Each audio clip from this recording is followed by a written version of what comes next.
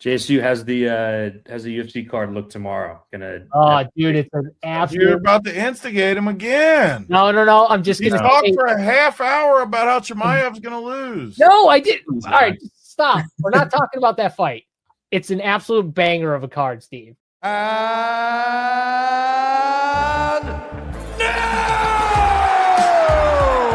Everyone's got to relax here with the giving JSU shit for the dogs, because JSU pulls dogs out of his ass on a weekly basis here. So put your pen in your mouth, Big T, for a second and just let me talk. I heard you talk about this fight for 30 of my last 90 minutes. Good. You're just so happy about it, and it's gonna last like 6 minutes. We're being told that Hamzat asked his corner right before the round what round it was. And that will do it! Wow. Sean Strickland and Hamzat Chimaev go the full 25 minutes. I love when like you go on these tangents like this one, because when I know you're gonna lose, it makes me even happier. Like it builds up a little equity in my head. You just can't wait to send me like a needle text. I'm not even gonna say it anymore, because I know you're gonna already know that I'm smiling somewhere. I'll know that you know. It's simple. You just lock the two main fights and then roll it through, Steve. It's gonna be an easy card. Look at Tony just smirking. I'm not talking about the fight, Tony, and I know you're trying to instigate me to I'm not trying to get you to talk about it again, believe it or not. I'm not doing it. Put all your money on Joshua Van. Okay? I'll give it to you early, people. Joshua Van is an underdog, and it's criminal. He's gonna win. Tyra's in trouble. It's the body. The body hurt. Covers up, and that'll do it. That's it. And still, Joshua Van retains the world title.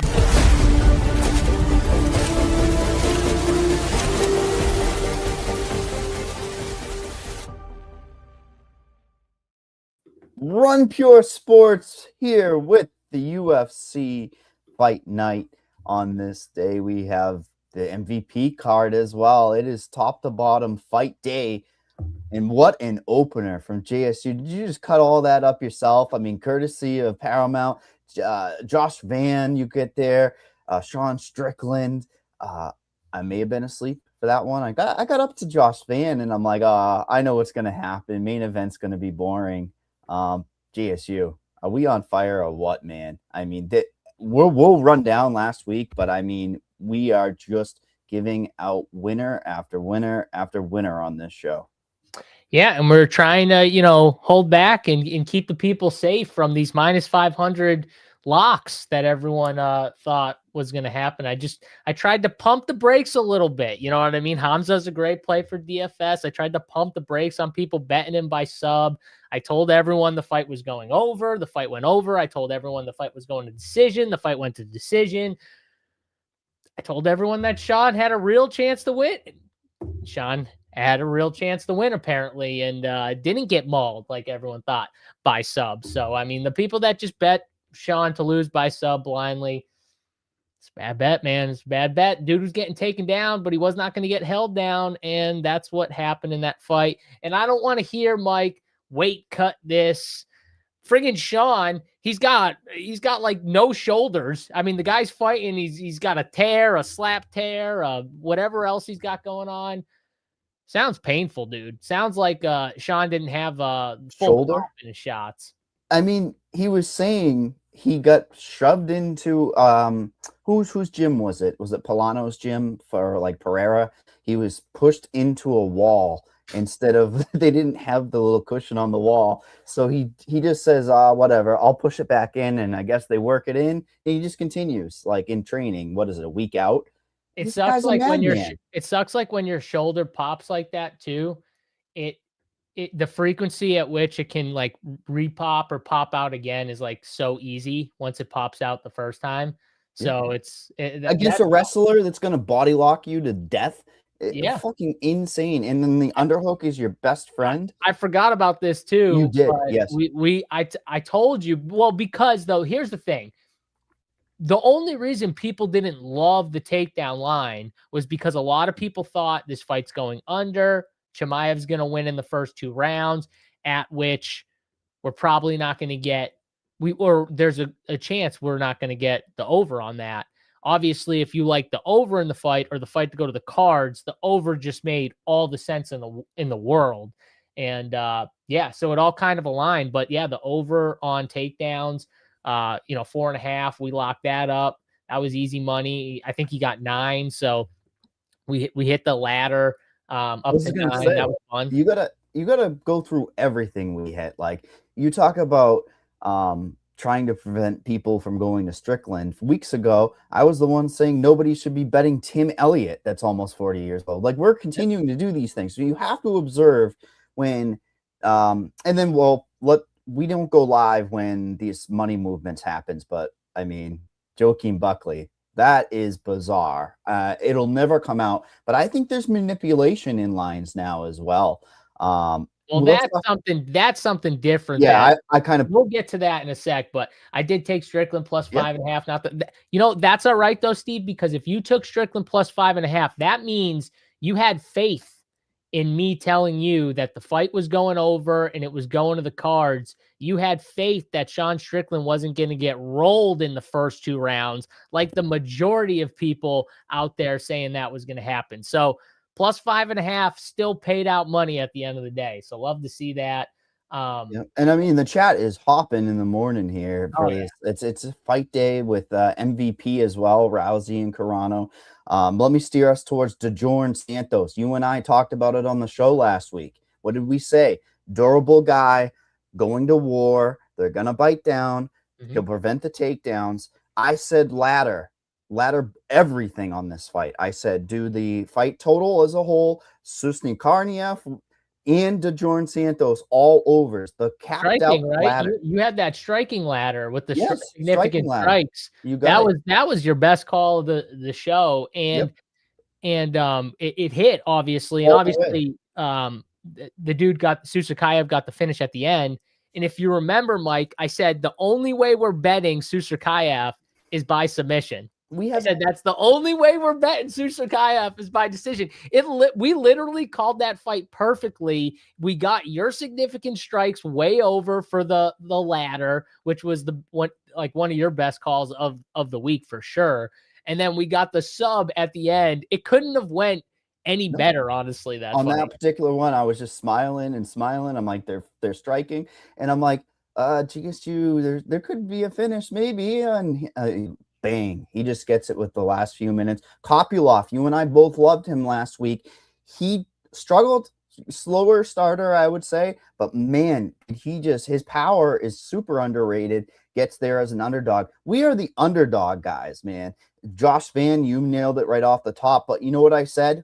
I said, take the reverse spread. That was plus 110 minus, or plus whatever, 200. And then it just went up from there, minus 3.5, minus 5.5, minus 6.5, because I thought it would cover all of the finishes when he goes there, and he can win the rounds even if he's getting taken down. Another ladder that definitely won. By the way, too, the Joshua Van fight with Tatsuro Taira was such a good fight to watch because you saw everything. I mean, you saw both guys in their wheelhouse have a chance in their wheelhouse to get the fight done. I mean, Mike, how many times did Josh Vant get mounted in that fight? Insane. It was crazy the opportunities that Taira had, and also crazy how Joshua Van got out of these very dangerous situations that Tatsuro Taira had him in at certain points, especially dry early and everything like that. That was so impressive of a fight on both sides because honestly, Taira's toughness was insane. I mean, the dude got lifted off the ground with that right shot right down the middle. I mean, like literally elevated off the ground, dropping. And Van goes, I think I've woke him up with the he did. Yeah, with the strike because he was out. They're the type of fighters that you want to see a rematch in the future. You don't want to see a rematch now. You know how they did that stupid shit with Moreno and Figueiredo? Fuck that. We want to see these guys when they develop even more skill sets because Joshua Van is not a finished product. Taira's striking hung in there. He got lit up a lot, but he did serviceable striking. So if he can kind of round into form, these guys are going to be electric. They should be a headliner. They never will be. Dana doesn't like putting the light guys in there, but what a great card. I think because he's such a dog, he will get another chance at some point. Oh yeah, to fight for the title, because Tyra showed so much heart in that fight. He didn't fold. He could have folded at certain points in the fight. He didn't. Mike. He lasted, and he gave some, like you said, he gave some shots to Van. He tried to hang out. I just knew though, if that was when the fight is on the feet, the gap is just as wide as it is on the ground, maybe wider. And that's why I love Joshua Van. And I wasn't even putting into account how much trouble he got in that fight. I didn't think he was going to get in that type of trouble, especially early. You know what I mean? Like that was that was really impressive from Van too, not just Tyra's toughness, but Van, not just the striking, but showing off his, friggin', guts and everything like that, just going into pretty much Tyra's realm and not panicking. I think a lot of guys would panic, dry, getting mounted early. He didn't. He was just calm, cool, collected, got out of it, figured out a way back up. Didn't just lie there like a fish out of water either. Like it drives me nuts when guys don't like try to get up and they're just stuck. Yeah. And I think we both saw the finish in that fight. I think a lot of people thought they would negate each other and try to go deeper, but there was definitely a finish in that flyweight one. I agree with this too. Coffee breakfast. He says Van is a must bet until he fights Pantoja. Yes, 100%. And Van's gonna give Pantoja issues. Like Van is not an easy guy, but Pantoja just has that. As long as his shoulder heals up and everything, Pantoja just has that crazy chin. And well, both of these guys that won Strickland and Van, they'll turn around before the end of the year. So futures, if you got those, I love futures. I have some flyweight futures. I don't think I have much in the way of Chimaev because I don't think anybody wanted to get money invested in a market that probably was defended once in the year. But now that division's open, anything's possible for futures. And yeah, do you want to talk about the Joaquin Buckley thing or not? Because we go live on these shows in the morning, and the amount of fucking manipulation on these lines between and in our Discord, everyone's asking us, like, we need the answers. And it's like, how do you and I know this, right? Like you and I, GBC as well. It doesn't make any sense. Eventually the money was going to be fucked.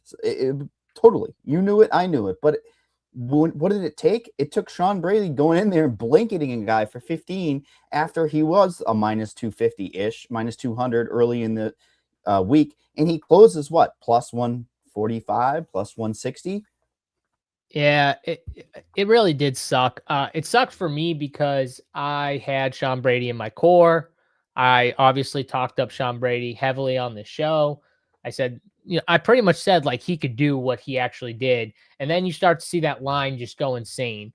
And I didn't like load up on Buckley like some people. So I got lucky there. I didn't like bet Buckley, a ton or anything like that. I just said, you know what, Mike, I'm off this fight. Like at that point, I already had a little bit of money on Sean Brady, but I was like, instead of just going in on, but I'm staying away. At that point, I didn't know if the fight was going to get canceled, whatever. JBC, that was one thing. JBC was on. The fight didn't get canceled, everything like that, which was obviously good. But in hindsight, it sucked, man, because I was very confident in Sean Brady. I was like, yeah, Joaquin Buckley, it's a step down. He's an athlete, but he doesn't do things like technical. And you watch that fight and you just saw him continuously do the same thing wrong every round, every round. And I'm like, okay, don't throw a kick this round. And then what's he do? He throws a kick, he gets caught and he gets taken down every single round, where I'm like, no way he's going to do this again. And he did it again.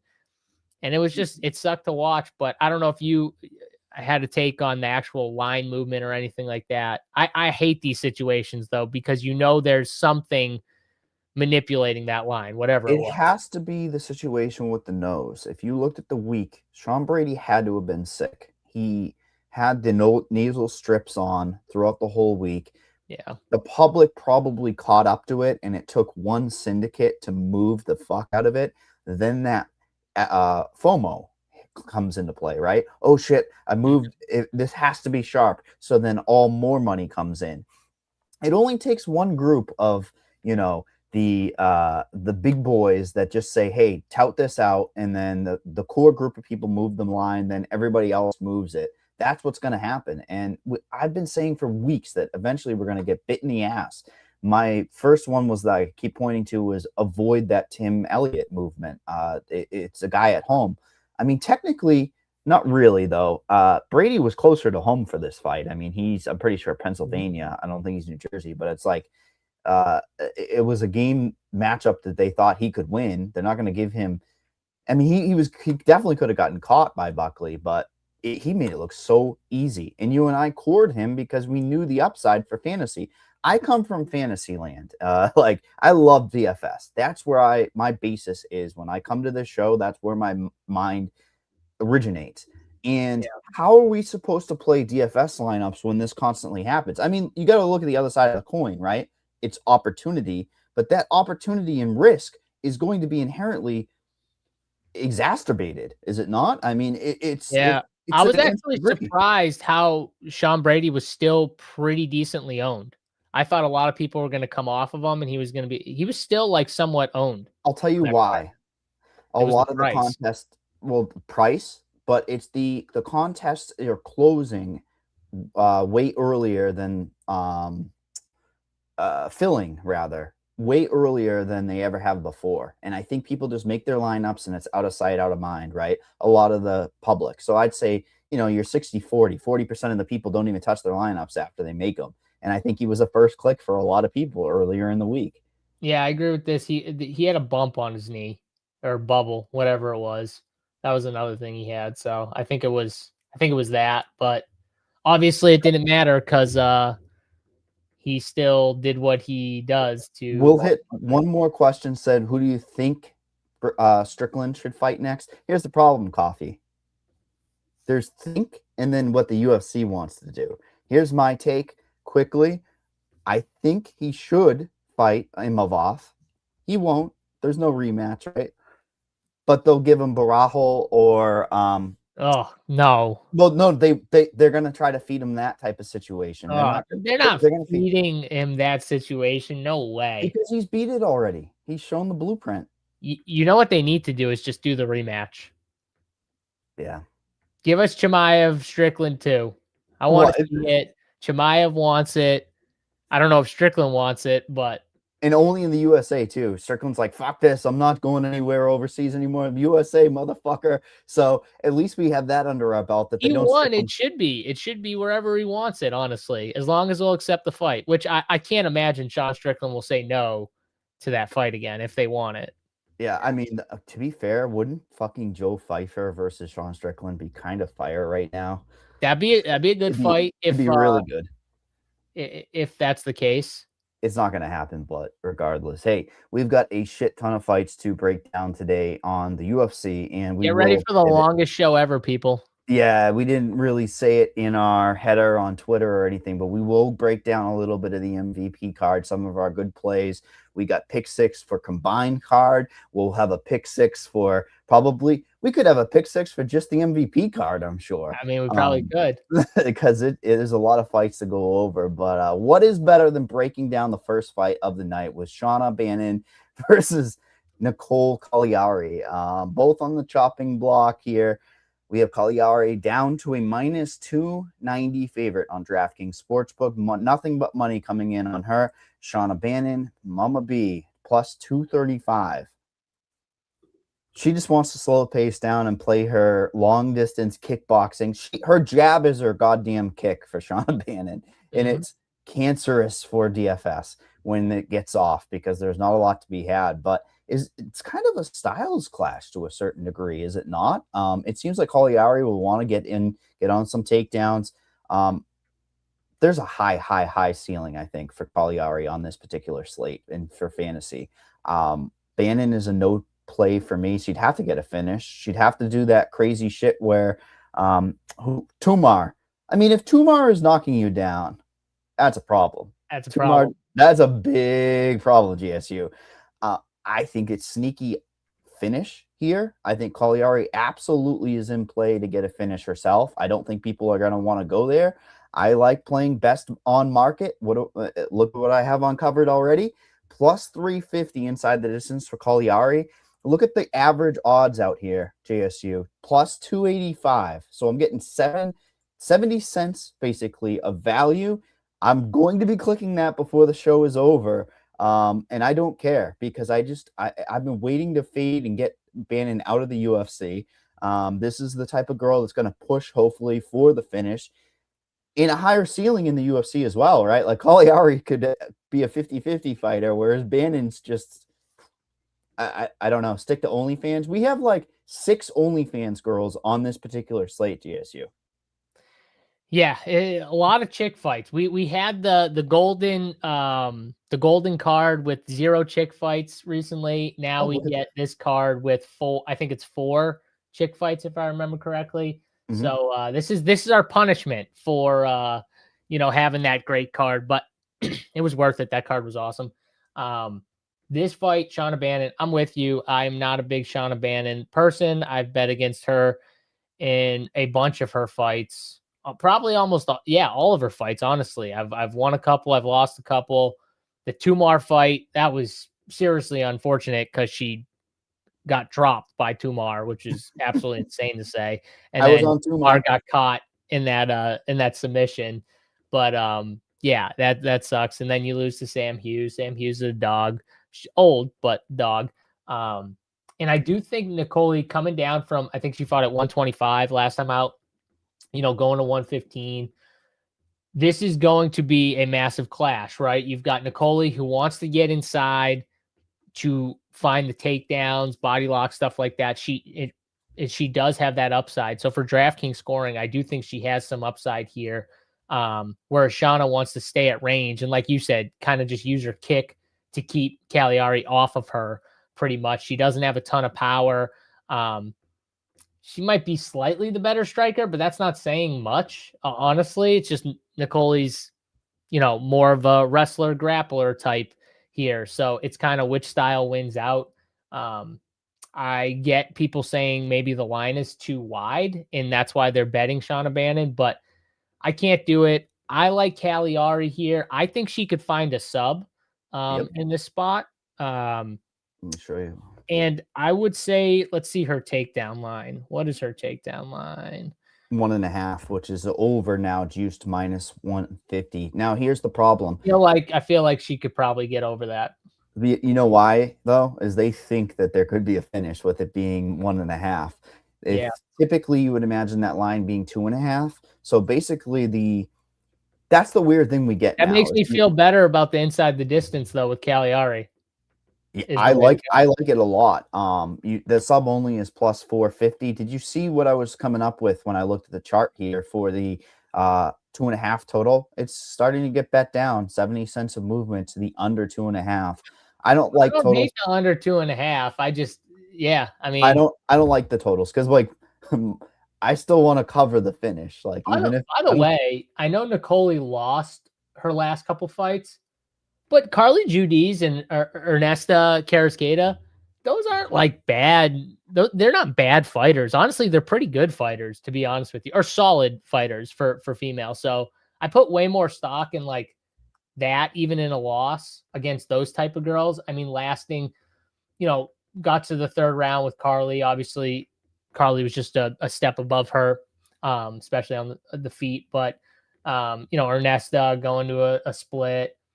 I don't know. Those losses actually play a little better to me than Shauna. There's a lot of, on this particular slate, situations where you can't trust either party. And I mean, top to bottom on this card. Some of the most confidence I have is women's MMA this week. and I hate it so much. How disgusted are you? It's disturbing, but I have some pretty damn good confidence in Cagliari to get the job done.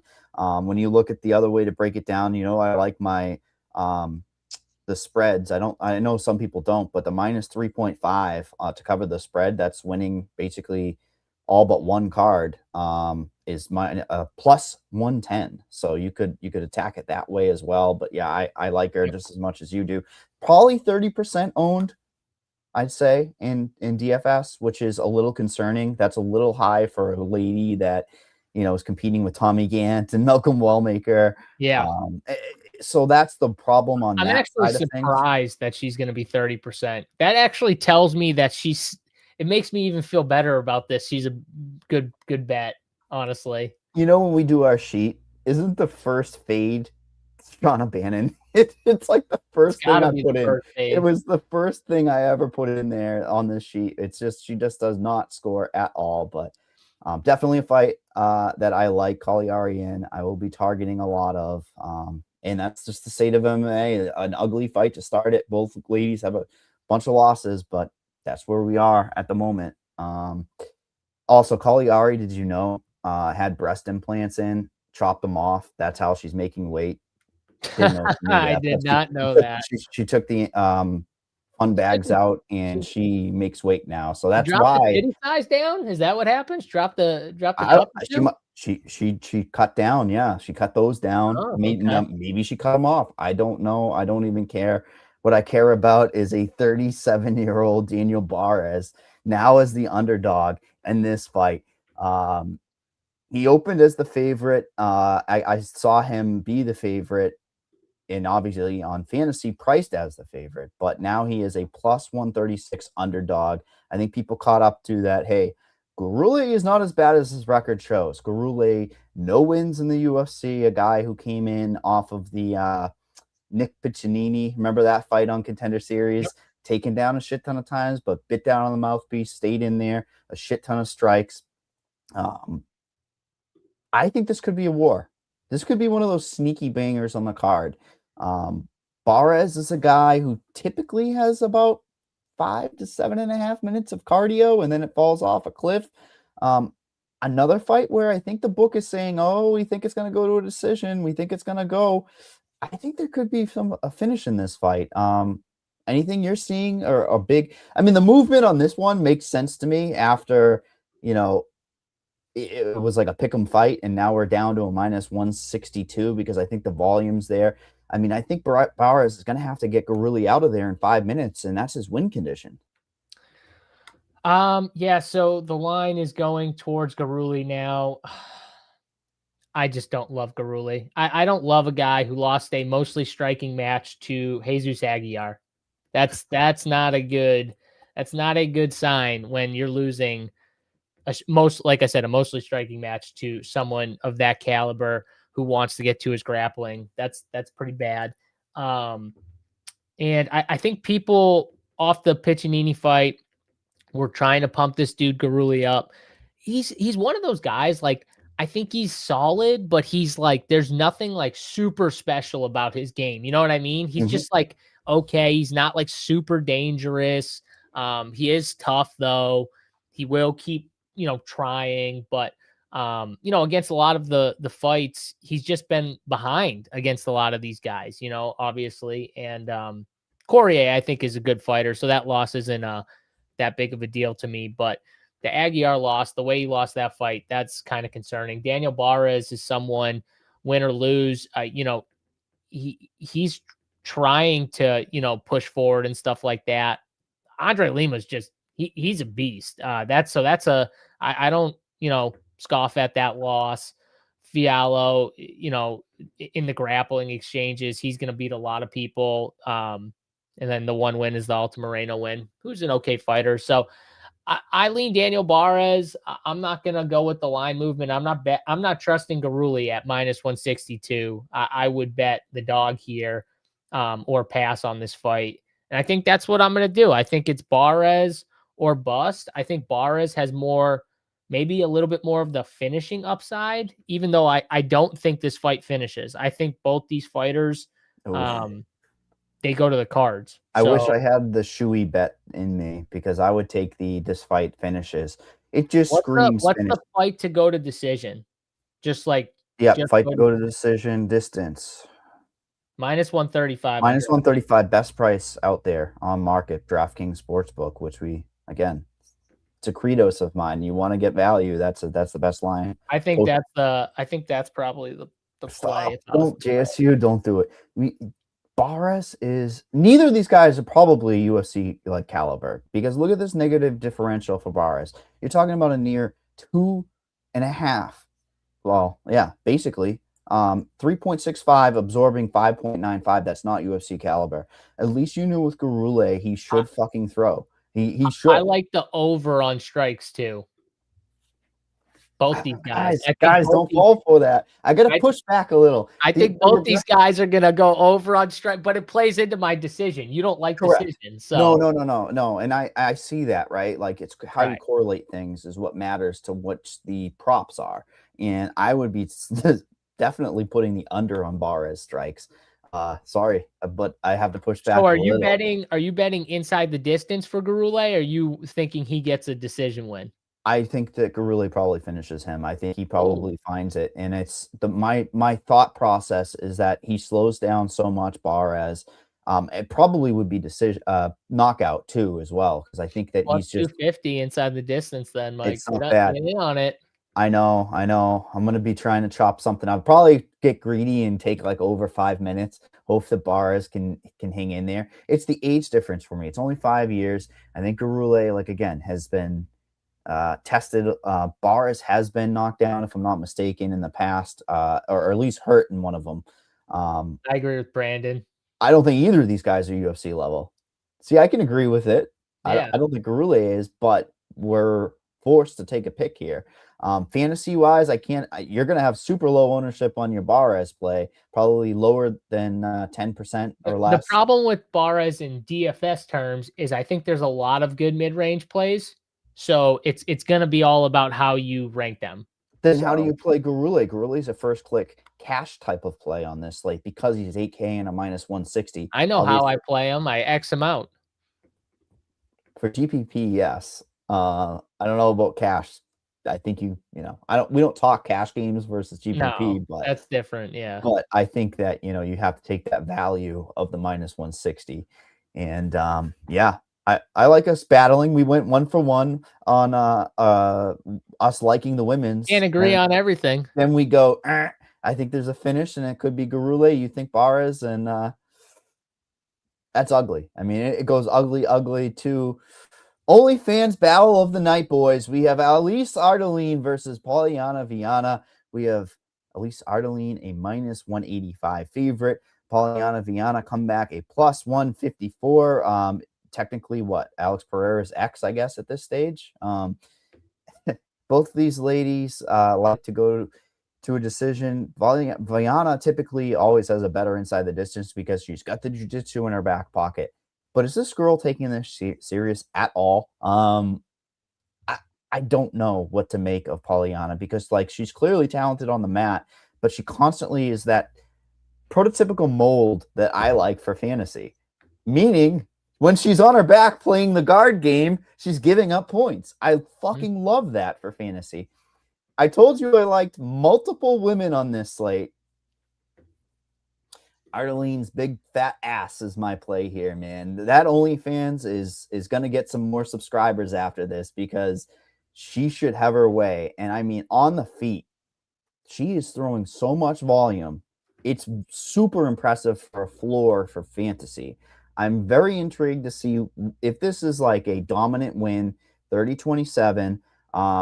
She could be one of the higher scorers on the whole entire slate. I don't mind putting my neck out there and saying that. I think she legitimately could even play that exact situation where Viana is more than content to go to the mat. Not necessarily a knockdown to get it there, JSU, but some sloppy bullshit where they end up on the mat. Ardeline gets top position. She's playing the bongos, and it's just constantly scoring for fantasy. So the second girl that I'm most confident in, probably. It's horrifying. This card is terrifying, and Viana just can't catch a win. And I can see what the UFC wants. I think they want Viana to win, but I think Ardeline has done the same exact mold so far. Like, look at what they've given her. Shauna Bannon, not a good situation. It was an away game for her. Oh yeah, not a good situation. She lost to Shauna Bannon. Just keep that in your head. Away game. I was going to mention it in the Shauna Bannon situation too. She's better when she's at home or overseas near her homeland. Look at Ardeline, obviously always throwing so much volume out there.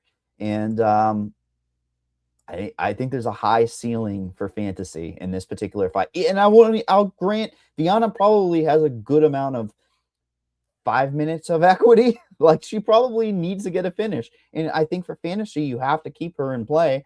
But how does it keep competitive on the feet? Do you think this thing has any chance of like playing out long periods of time on the feet? Because I just think Viana's a punching bag. Yeah, I kind of agree with Andrew. This is a perfect DFS play, not so much watching. Yeah. So it's one of those DFS plays where you kind of want to have your eyes half shut through the whole card. And you might want to like multitask, you know, Mike, like have the fights on, but be doing other things while you're watching. You know what I mean? So you're not just sitting there watching just the fights. I might have to do that. I might rip like, 20 best ball drafts while I'm watching these fights just to have something else to do here and not just sitting here watching Alice, MVP, Ardeline, and fucking Polyana Viana grapple fuck each other for a couple rounds here. But if I'm betting this fight, it's dog or pass. I'm not betting on at minus 185. What are you, crazy? I am. I will push back too on Viana has lost in a few of her last couple matches, but look at who she's fighting. Specific styles too. These girls are like high level grapplers. Jacqueline, Jillian, Lucindo's got grappling. Tabitha Ricci. I mean, are we really scoffing at those losses right there? Those are all tough fights pretty much. And I think almost all those girls are beating the shit out of Alice. Like Alice is a punching bag for those girls. So, you could say what you want, but she's obviously fought the much better competition. Alice has not fought very good competition here. And I will say, like, I don't know, like plus 550 for submission for Polyana is not crazy, at all. Because she, like you said, I think there's a world where she gets stuck on her back for a lot of this fight or stuck on the ground because she's trying to play the grapple jiu-jitsu game, right? So it could work out well, though. She could catch Alice in something like that. And if she does, I mean, plus 550 is an interesting shot. If not, though, I think Alice gets over on the takedowns. And I think a bet, if you think this fight goes to decision, I think you got to be betting all Alice's overs, over on striking, over on takedowns, all that stuff, because it will all hit, I think, if this fight goes to the cards. You know what will hit? Polyana Viana, over under significant strikes, 43.5. Look at this girl's. Talk to me, K. Falixburg. Talk to me over here. Polyana Sumter. Talk to me, buddy. Stare down, Mike, as you say. I don't hate it either, K. I mean, right down. It's 5 minutes of it, right? Like, what do you think? It's going to be sloppy, like a second round? No. He's staring you the fuck down right now, Mike. He's looking you right in the eyes. K. Fals Burner is looking you right in the eyes and saying, Alice and that fat butt ain't doing shit against Polyana. We should just have an OnlyFans subs bet on this fight. I don't know why they just don't do an OnlyFans chick card. Yeah, just get out the chick fights. Like do it every like 4 months. Do like an OnlyFans chick card where we get 10 or 12 fights, and it's just all these type of fights. They'll be collabing. I mean, it's good for business too. These two can collab after they beat the shit out of each other.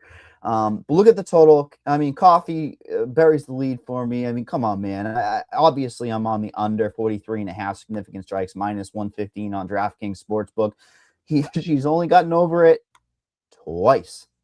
Oh, I like the under too. I mean, it's 43.5. I'm very, very happy to click that. I see you already clicking it. Your head is down, and that bet is going in as we speak.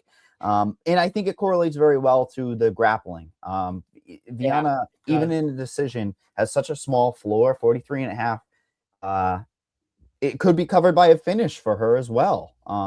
Let's be honest on that side of things. But I wish in the same game parlays you could take the under on strikes. They just I have know. like the significant strike like overs So, on, but Ardeline, I'm expecting about that a third of the field. Again, there's a lot of these fighters around the 33%. She might come in a slightly south of that 33%. I think Viana might be a popular underdog because of the upside in a finish here with that sub.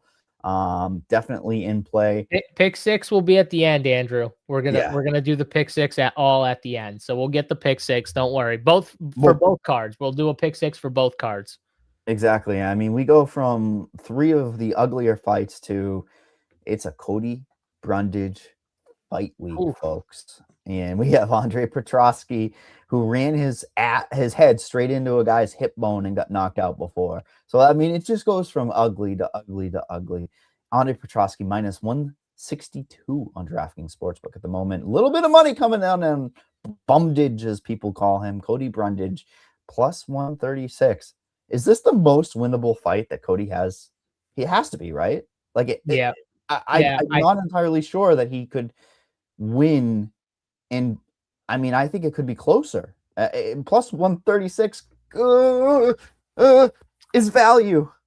Well, you look at some of the Cody Brundage fights recently. Cam Rouston, are people starting to buy that Cam Rouston's a pretty good fighter? I hope so, because he's a pretty damn good fighter. Eric McConaughey won as a big dog last time out. So losing to him, and that was a decision. A lot of these fights, like, yeah, he's going to decision in a lot of these recently, but he's trying to fight smart. Cody Brundage is not like most of the time the overall like better skilled fighter, but you can tell he's like trying to not be boneheaded, right, Mike? It's a little weird for Cody Brundage, but he's at least attempting that right now. And Andre Petrosky is not a good fighter. So I know people will say, well, Cody Brundage sucks. Well, Andre Petrosky sucks too. And it's another situation where bet DFS a little different, but I'm not betting Andre Petrosky as a favorite. Like he was a favorite against Rouston. Huh? I'm looking at the history on fight odds here. Minus 180. He was a favorite at close. Petrosky against Rouston. He was? Fight odds doesn't lie, dude. I'm telling you right now. Look at the chart. I know for a fact I bet Cam Rouston in that fight, and I told everyone to bet him by fucking knockout because Petrosky blows, and that's what happened. So I'm glad that I forgot, dude. Andre Petrosky was 8,500 last fight against Rouston and got his fucking block knocked off. That Cam Rouston's one guy I'm right about. He's a good fighter. He's got all around game. People are starting to see it now. The last fight, he looked awesome. He showed off even more of his game. He's a good fighter, but yeah, Petrosky is not good. I'm going to bet Cody Brundage, but it's not a confidence pick. Like when I tell people Joshua Van's a lock and he's my favorite bet on the card, or Carlos Prates is an absolute lock. Like those are confidence picks. This is not a confidence pick. I'm just betting the dog because it should be a pick'em fight, Mike. Yep. That's the way I see it. This fight should be minus 110. It should be a pick'em, and it's not. I'm going to have two things. One, Cody Brundage over takedown 0.5. With that exact lead-in that you said, he's more intelligent in his fights. He's more strategic. I don't think he goes for him early. I think he wants to do... I would personally think that it might go to a decision here. I think it's like a Brundage type of decision look. Definitely. But best price out there, if you think he gets a finish, is DraftKings at plus 250 inside the distance. What was I going to say? The opener. Decision is plus 120. Submission is plus 185, and KO is plus 200. So it's pretty... I think the takedown correlates with Brundage more than Petrosky. Petrosky's set at 1.5 and he's over. Brundage fights though once he's down. You know, like he does the right things, and he's usually not like a one takedown guy for Cody. He'll try to fight to get back up. I think even if he loses the first round, he might just start going for takedowns. He's got a wrestling background, so I'd like the over 0.5 at plus 110. It's a price play. I don't love it, man. Like I don't. Andre Petrosky is not, I don't think, an easy guy to just get down. Late. I'm saying, but like, see, even Coffee agrees. Coffee, it's late. It's after 5 minutes. Rodolfo Vieira shot 11 times on Petrosky and only got one of them. 11 times. It's a late situation. We'll see. I mean, the good thing is we get to see what happens. Bad thing is it's usually only one time. Gerald Mearshot took him down a long time ago. That's terrible. But yeah, it also could get killed with some type of knockout immediately as well. So yeah, I at least you're getting plus money for the takedown though. Yeah, that's the whole thing for me. And how many times do we see Cody Brundage go in there for a takedown game plan in the first, 2 minutes, and then he not necessarily gasses out, but he just is either. Well, the striking output for these guys are so bad. Do you know the base total strikes in this fight? Like they have the offering on DraftKings. It starts at 75 strikes. Most of the fights start at 105 plus. You should bet the under. I wish I could. It starts the ladder on the book at 75. I wish I could bet the under. Oh man, it's what a world that we're considering, Cody. Would you say that Brundage is one of the better leverage plays on the slate? Because I certainly think my issue with Brundage is you're gonna need a finish. Like he doesn't. But again, his price. He's 7,300. I'm just saying though, I think he's gonna need a finish. Like I don't think 30 plus a 30-point win, like 60. I don't know if that's gonna get you there on this card, but maybe it does. Maybe it plays even in a bad score. I like the Apex, at least smaller cage. Yeah, smaller cage at least. Who knows? Maybe Cody goes out there just trying to swing Petrosky's chin. It's been checked. Coming off Cam Rouston fight. Who knows? Maybe tries to go out there and bang with them and try and catch him. God damn. That's 4 ugly fights in a row. Can we go for 5? I think only one of the people are a quote-unquote bad side, but even they are a veteran. Ketlin Vieira versus Jacqueline Cavalcante. We have Cavalcante as a minus 148 favorite. Come back on Vieira, a plus 124. What was I alluding to? Everybody's favorite 50-50 fighter, Ketlin Vieira. I mean, arguably she won against Norma. I had the live ticket. Okay. I bet Norma, but are we seriously? Arguably, she lost. No. I had the live market on our Discord. I'm like, bet Norma. It's that, how it balloons up at the last minute or so on DraftKings Sportsbook at plus 25 to 1, plus 2,500, which is 25 to 1. I'm like, hit it, blindly hit it. The judges love Norma. They have one side that they want, and she did more damage. But Ketlin did get the takedowns in that fight. She has an ability to stall out for scoring purposes. This is not a DFS fight at all, but it also is more of a greasier fight than it should be, I think, right? Like Cavalcante seems like the prospect that they're trying to build up. Not the best in the world, but I mean, should have an advantage on the feet, but certainly could get stuck on the cage. Vieira loves to just hold against the cage. If she gets a takedown, it is what it is. But she can win fights based on that. It's bullshit, isn't it? It's like she doesn't really strike. Horrible negative differential of 1 strike per the absorbed. She's absorbing so much, but I think Cavalcante should just stay on the outside, piece her up, and call it a day. Call it a 15-minute affair.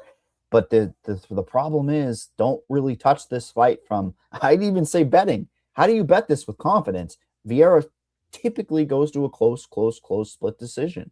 Yeah, I mean, fight to go to split decision. I don't know what it is, but it's probably going to hit. It would be dog or pass for me in this fight too, because of the way both these girls fight. I mean, I could see Ketlin stalling this fight, but even Cavalcante, her style is kind of like distance, right? Keep you away from her, strike at range, kick at range. And Ketlin's going to try and close that distance and make it kind of a greasy, grimy split decision type fight. So I could totally see at the end of this fight, each round we're like, okay, who won each round? Like, did she win the round? Did Ketlin? Who won? I don't know. I don't know who won any round in all 3 fights, Mike. Like that's how gross this fight could be. So for DFS, I don't like it. I think if you were playing it, you got to play the cheaper fighter if you're going to play it. But I'm probably going to be out on this fight. And I think if you like Ketlin, her for over 1.5 takedowns is plus money. She is by far the best fighter that Cavalcante has fought. And Cavalcante is fighting, like, if you go look outside of Bueno Silva, who obviously is not very good, but she's going to decisions with all of these girls. Avila, Cornole, Nunez. You should be finishing Cornole, dude. I mean, you can't look at that and be a little worried that she's going to decisions with all these girls. And I get it. It's her style. She stays safe. She's defensively sound. But yeah, I don't love that. I want to see, at least against these lesser types, I want to see you go and finish them. And she has the ability to do it. It's her style, man. She doesn't go for it. And I don't think she's doing it to Ketlin, who is facing the higher level of competition by far. Look at it. And she's going to decisions with these girls. Win or lose, she's going to decisions with some of the best girls in the division. So I'd go Ketlin here. And the line's starting to move in that direction, I feel like. Yeah, I mean, look, it's back basically to the opener where Cavalcante took a lot of the initial action, and then the buyback was right there. The sharps came in and said, hey, this is a closer fight. I just don't think I can bet it and think she's going to win because of the optics. Again, she'll hold you against the cage, and then it really comes down to judges. That my big problem is the subjectivity between, if you have 3 judges, one of them likes the damage more, you're going to have to go, that's Cavalcante. It just takes the other 2 to just think, oh, she held her against the cage for 3.5 minutes. But Cavalcante had like 2 strikes, doubled her up on strikes. There's just that subjectivity. So I think it's a no touch on anything here. Fight to be won by split decision on DraftKings plus 240. I saw it, and I wish it was the plus 400. I hope somebody got the plus 400 on it, because that's the way to break it down. And I would argue that the Vieira, what's it, plus 3.5 on the spread is probably going to be juiced.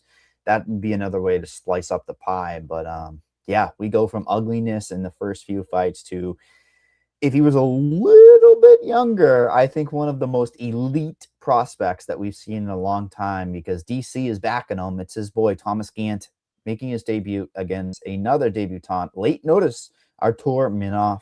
We have Gant as a minus 180 favorite on DraftKings Sportsbook. Minov a plus 150. I guess, Gant is the D1 wrestler that DC loves. He's got some heavy hands, but boy, could it be a boring just lay-in prey. Should decently be a good takedown rate for him here. I think Artur is going to struggle against that takedown. I think Gant might struggle against the power coming back. I think this is a first test of, it's a weird fight, is it not? Because you got like a guy both making debuts. Artur is a late notice. He looks fluffy. Did you see the before and after pictures of when he fought a few months ago or last year versus now? He's definitely not in the best of shape, but Gant has not faced anybody. I mean, they don't, when you go to fight odds, and a lot of these regional promotions will have like the offshore betting lines. He would have been like minus 1 gajillion, minus 1 gajillion, minus 1. You know what I'm saying? Like, he hasn't fought anybody at all. And I don't know. Can Artur connect here? Absolutely. Is it his path? Probably. And is Tommy going to go for it? Is he going to go for a finish? You tell me, JSU. Or do you think he's just going to be like, all right, I'm fine with the go to a decision. Like, I don't mind. It's my first debut. I can get some experience. So I think that this fight is very interesting for DFS. I think it's one of those fights that you might want to jam. It's the wrestling and grappling of Gant against the power of Menev. And I was trying to look. I watched a few of his fights, Arthur, and I couldn't find much of him like grappling and stuff. I wanted to see how he did in the wrestling and grappling exchanges. There wasn't a ton of that. But you do see he's very young, by the way, too. What is he, like 23, Mike, or something like that? He's pretty young, and you do see real power. He does have real power, which gives him upside in DFS. Now, obviously, he could get wrestled and grappled and finished. I do think there's a real chance there, but I do think he also has that ability. The KO numbers are pretty much the same. He's plus 350, Manev, and Gant is plus 300, which is kind of interesting. But yeah, I think this fight finishes. I like the under 2.5 here. And I think you could cover your bases with Manev KO or, a Gant finish or something like that. But Gant plus 300 by submission, I think is very interesting against someone as young as Manev. It might just be a step up too quick for someone who's got pretty good tools in the wrestling grappling. Like you said, DC back guy. He's probably going to force the issue here with the wrestling. And unless he gets caught coming in, he's probably going to have some success here. So yeah, I think great fight to target for DFS. I want a little of Manev just because I do think he does have some pretty good power. Big thing for me is trying to match some of these inside the distance lines on this particular slate. I mean, you've got some big underdogs. Like how are we not betting Gant plus 300 by sub? Well, why? How not? Because why am I not doing that? I don't know. I think it's the second or third round. You could even more get a huge price on that. Like if there's a little bit of it, I like big numbers, so that could be a way to do it. I agree. I think Gant does just go ground him. And Minief's inside the distance line is plus 275.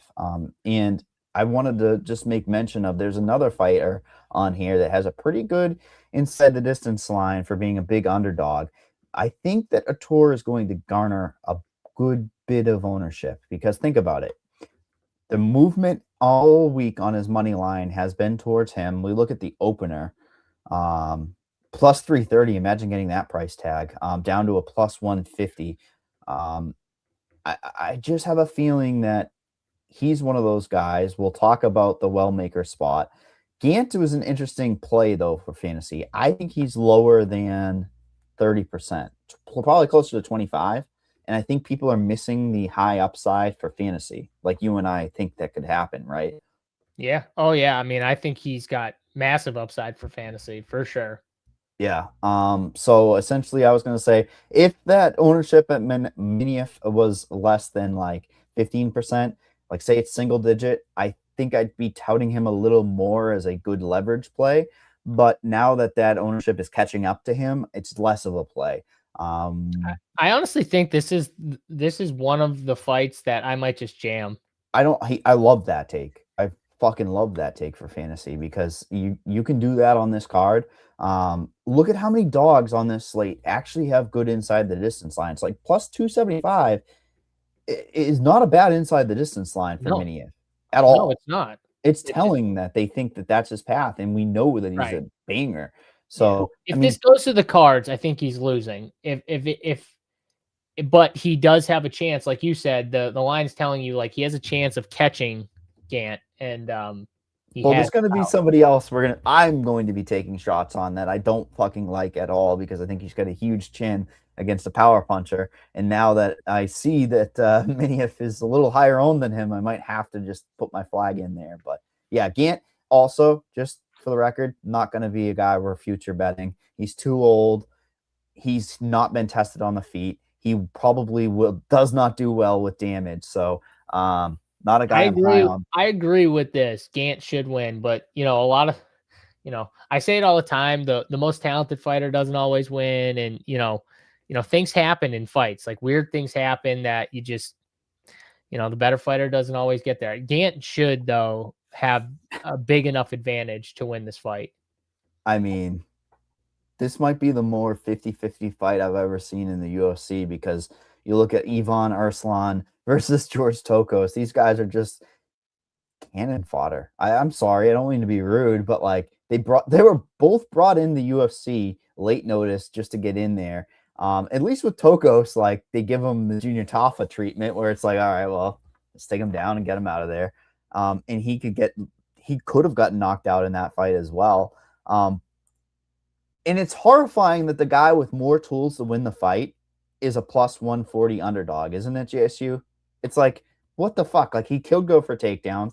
Arslan technically probably only has about 5 minutes of knockout equity, and then he not necessarily slows down because he could probably just kickbox at distance and score for the remainder of the fight. But this is such a fucking ugly card. I can't emphasize how terrible it is that we have to break down a George Tokos and Ivan Arslan. And Arslan's minus 166.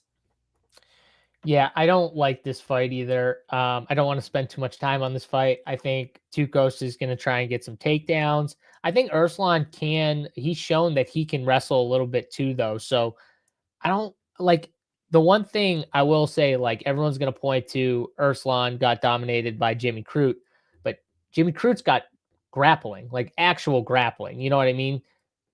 Tukos really doesn't have that style of grappling wrestling. It's more like wrestling. He won't pose as much danger, I think, on the ground as Jimmy did. So I'll just throw that one out there. I think Ivan can withstand the wrestling early and probably catch him with something. This could be a slop fight though. Like it scares the shit out of me for DFS. Are you getting to the field on these guys? Are you going over on any of them? Like what? That's my question. Let me pull it up in 1 second. It looks like the over is getting hit at 2.5 on this particular fight, which makes a lot of sense. Like 25%. Are you getting to the field or over on Ivan at 25%? At least you know Ivan. No, I got to go under on. I think he's Tukos is also like 25%. Are you getting the field on him? Underweight to this fight as a whole. I Yeah. mean, I'm seeing Arslan as 40%, but it correlates to his inside the distance, right? Look at it, minus 115, or DraftKings Sportsbook plus 100. I'm not falling for that line. My God, this top range is so disgusting. The top range is disgusting. Holy crap. Just blindly look at the names, and then you have to literally put your brain around and wrap it around. These guys are priced 8,700 on up. Yeah, a feedable fight for me, just like you. Simple as that. I kind of like the over. I'm not an over better, which is telling because I kind of like the plus 114 on the over 2.5. But that's just, if you force me to make a pick, not fun. And Tukos is going to be popular probably because of the grappling, right? Yeah. I mean, not popular, but relative to range, relative to quality of fighters around, should have a path. Yeah, the fight rates of inside the distance or under 2.5. Yeah, I mean, what's the? The total is 2.5. Yeah, so what is the under here? It's minus 145. I don't know. That's I Greasy. think it goes under, and I think under might cover a lot of your bases, but I'm with you. I'm going to be under on this fight for DFS. Yeah, and we could look like $1 million because if you're killing off 60% of the field on one fight, that is a huge leg up for fantasy. We move on to the middle range. I think Twitter is back and forth all over the place on this fight. It's Chaos Williams versus Nikolai Varetnikov. We have Williams ever so slightly as the favorite, minus 115 at the moment. Varetnikov a minus 105. I was surprised that they brought Varetnikov back into the UFC after he punched Vanderford in the face after the fight, because that's a big that's a big no-no. But I don't know. He's got to have some good management or some shit. 50-50 fighter, has grappling, has an ability to strike, not the best crisp, but I mean, the Ox fighter, Chaos Williams. Is there any more frustrating fighter in the UFC? I mean, of course there is, but he's very talented. He's pretty frustrating, not gonna lie. It's just like, dude, go, press the trigger. Like, and he's got the power in his hands. I mean, we've seen it many, many times before. I think that's what's keeping him as a favorite in this fight. It's as simple as that. His power, that's the game changer in this fight. That line is it's getting close here, Mike. Minus 115, minus 105. It's Ooh, look, Vretnikov is the favored inside the distance now. yeah, and you know what? I think this fight it's going to be gross, but I think it goes over, and it might go to the cards too. So I think it's one of those fights we're going to look back at and be like, oh, gross, like maybe not what we wanted. But I do think the striking volume could be there, so maybe an over on strikes. If it's going over, like these totals look kind of low, 34.5, 39.5. If it's going over, that kind of plays pretty well into what I'm looking at. So Williams, I think, is the better fighter or the more talented fighter, but I just don't trust him to go. Like you said, I don't trust it at all. So if I was going to make a pick, I'd go Nikolai, but in terms of DFS purposes, 8,300 for Chaos. I mean, would we like, in my head, Chaos is a little bit more of the dangerous fighter, but the inside the distance line's better for Varentenikov. So I guess it would be him. Yeah, it's kind of funny. I think it just is catching up because sometimes it correlates with the money line. Eventually it should technically. Yeah, Chaos has that X factor. And sometimes it's hard to judge a fight because it can be like Varetnikov can mix in the mixed martial arts aspect of it, and Williams is just counterpunching, waiting. And I mean, Varetnikov has absolutely been hurt in fights, as we've seen, and knocked out in the UFC. Yeah. Do we have back-to-back potential fade fights, though? Like, I mean, the ownership is what's going to dictate it, right? And Varetnikov, I have at 25% owned, Chaos at 25. I mean, you're killing 50% of the field if this thing goes, 65 in a decision. Yeah, it's again, it's not a good fight. I mean, I think unless you're getting the finish. So it sucks. I feel like, on this card, there's definitely a bunch of fights where it's tough to have like a lot of confidence in them, but at the same time, it's like, look at who's fighting. So it's just the whole card. So it's not just one or two fights. It's a lot of this card. It's a lot of slop they're just throwing together. But it makes sense with the MVP fight on the same night. It kind of makes sense to have a bunch of slop, right, Mike? Mail it in. Yeah. Put some names in the hat, shake it up. Yeah, definitely. And now this next fight, though, I don't know about slop in this next fight. You talk about slop. It sounds like you might have a take here. We have Bernardo Sopai as a favorite, -125 versus Timothy Kwamba at a +105 on DraftKings Sportsbook. The money is coming in on Timothy Kwamba, who towered over Sopai at the weigh-ins. Isn't that the narrative? That's why the money's coming in? I mean, maybe it is. In my head, though, Mike, before this line movement, I was all over Timmy. And I'm a big fan of Bernardo Sopai. I think he's very skilled as a fighter. But I looked at the line and I was like, this fight's a pick 'em at best. I thought Timmy honestly could have been the favorite, though. So the fact that money's coming in on him kind of makes sense to me. I think he's got an opportunity to finish Sopai, who has slowed down in fights late. I mean, round 2, round 3 for Timmy to kind of find a finish, I think is on the table here, Mike. Big number. Big number. And I think you want to cover 14-1 and 22-1, round 2 and 3. I think you want to take a flyer on that. But here's the other thing. I think you want to cover both knockout or sub, because this is a guy who will just go onto your back and try to take you out or just continue to throw punches. Would you agree with that at least? And plus, at that number, who the fuck cares? Yeah. I like Tim. I wanted to say I like Timmy first, but I also do. That's all right. Join. We can hand in hand right here on a couple fights. We don't agree on everything. We can be hand in hand. And you know what's funny?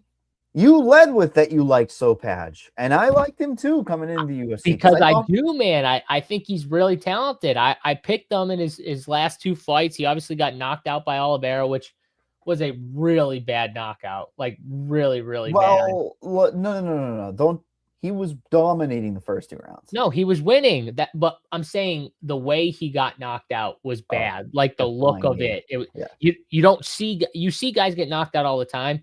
You don't see guys get put out like that all the time. Yeah. What did he score against Tercios? Because I think Tercios 90. Scored 90.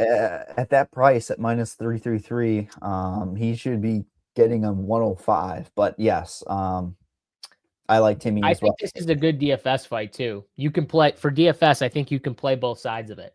I'm going to bet Timmy. You're going to bet Timmy. But I think for Is the DFS, you can do both sides. Is the concern that Sopatch gets wrestling off early that stalls the scoring for Timmy? Or do you think that Timmy's pace can just get there even in a finish? So essentially move fighter, or like, garbage time. I think Timmy's defense is pretty decent. I think he's going to be okay. Do you not agree? For takedowns? Yeah. 72% on UFC stats. Yeah. And he's developing he's at a very good gym. I think it's Couture.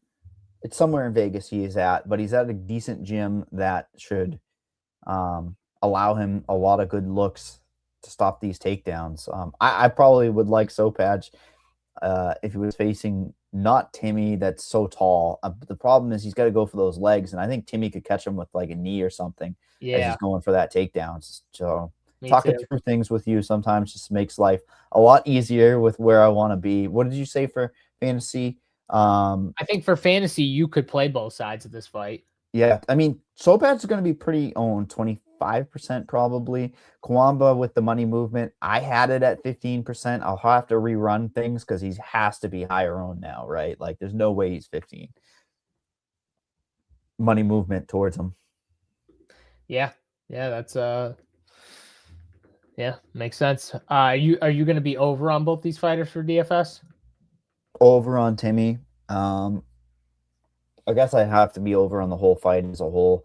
Yeah, both guys. And I think it's correlating because I needed to take the stance I didn't like Urslan, and I'm killing off a lot of the field there that I don't have to get crazy, right? Like if I get way too crazy and start going under, that's not good because I think that fight, Kawamba, is optimal over 50%, which both these guys together are going to be 55 to 60% owned. Yeah. So, yeah, definitely a fight I like as well, just like you. Want to tell us about what is going on at Run Pure Sports here, or you want to do that a little later between cards because we got the biggest favorite coming up next. Let's hear it. I mean, before we get into it, I mean, you want to stall it? You want to stall this show out even longer than it's going to be when we got 2 pick sixes, MVP card after this, and you're trying to stall it out even more? I mean, runpuresports.com, get over right now. Playoffs 26 is the promo code.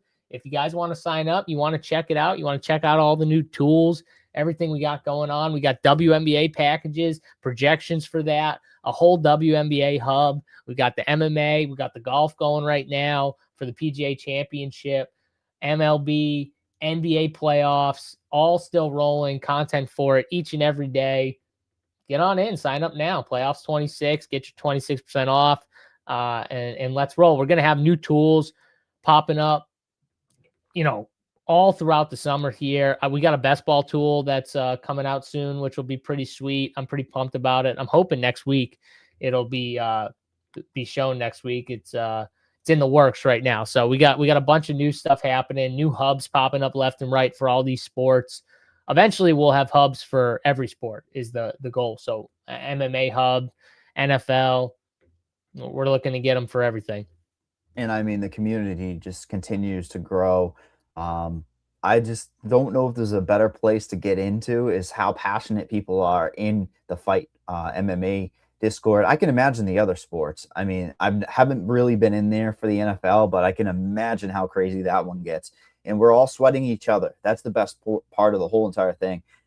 If somebody has something in play, everybody's backing it, even if it's going against what they need, right? Like, that's the thing. We're a team. We all like to play, and we like to see winners. That's what we like to see. And I don't know if this Edwards brother, like this pivot, you like that pivot or not? I don't know if this Edwards brother is going to be a champion or be a winner in the UFC. It's Christian Edwards making his debut against Modestas Bukauskas. We have Modestas as a minus 310 favorite on this slate. Comeback on Edwards, a plus 250. Talk about cannon fodder, I said earlier. Christian Edwards is one of those guys that was not good. I mean, look at this. Is that not telling? Ben Parrish, the big tuna. He's a minus 1,600. The guy with big old titties, Comical. Remember, people were, before the fight even took place, I remember this in Bellator, people are memeing the shit out of it. You minus 1600, he gets knocked out in the first round. Tuna struggles everywhere in fights and can get taken down at will, and he gets knocked out there. He minus 650, he gets loses in that fight. Luke Fernandez, remember our boy? I loved him coming in the UFC, loses. I don't know. It just seems like one of those situations. Good timing for him. He had to be in Vegas. He had to have had his physicals ready. And Modestas loses a partner. I forget who Modestas was going to face. I'll look it up in a second. But minus 310 here. Everyone's favorite first click because what? He's 8,300 on this slate. He's going to be the biggest favorite on the slate. Clearly the guy to first click in your lineups, but not a prototypical like scorer until he finishes. It's all correlated to finish. So how do you handle this from a fantasy standpoint? How do you break it down from a fight standpoint? Because I think it could get ugly the deeper this fight goes, but I don't think it gets very far. Screams Modestas Bukauskas should roll in this fight. Now, Modestas Bukauskas is not the funnest fighter to rely on from that standpoint of absolutely just roll, obviously. It's scary, to be honest with you, but at the same time, I don't know how we're not betting him. I don't know how we're not playing him at 8,300. I think you got to jam him in there. And look at maybe, the price. Yeah, how do you not? It's a good price. I think too, honestly, you might think early, but Modestas is one of those guys. He likes to feel things out early in the fight. He likes to be at range, and maybe this is like a round 2 finish, Mike. Round 2, round 3 for Modestas here, plus 500, plus 850. I think that's not a bad look. I'll be safe. I'll take the plus 110 they're handing me for the inside the distance for him. Boo! That's no fun. We've got numbers all up and down. I mean, it just covers the 60 seconds barrage he comes out with.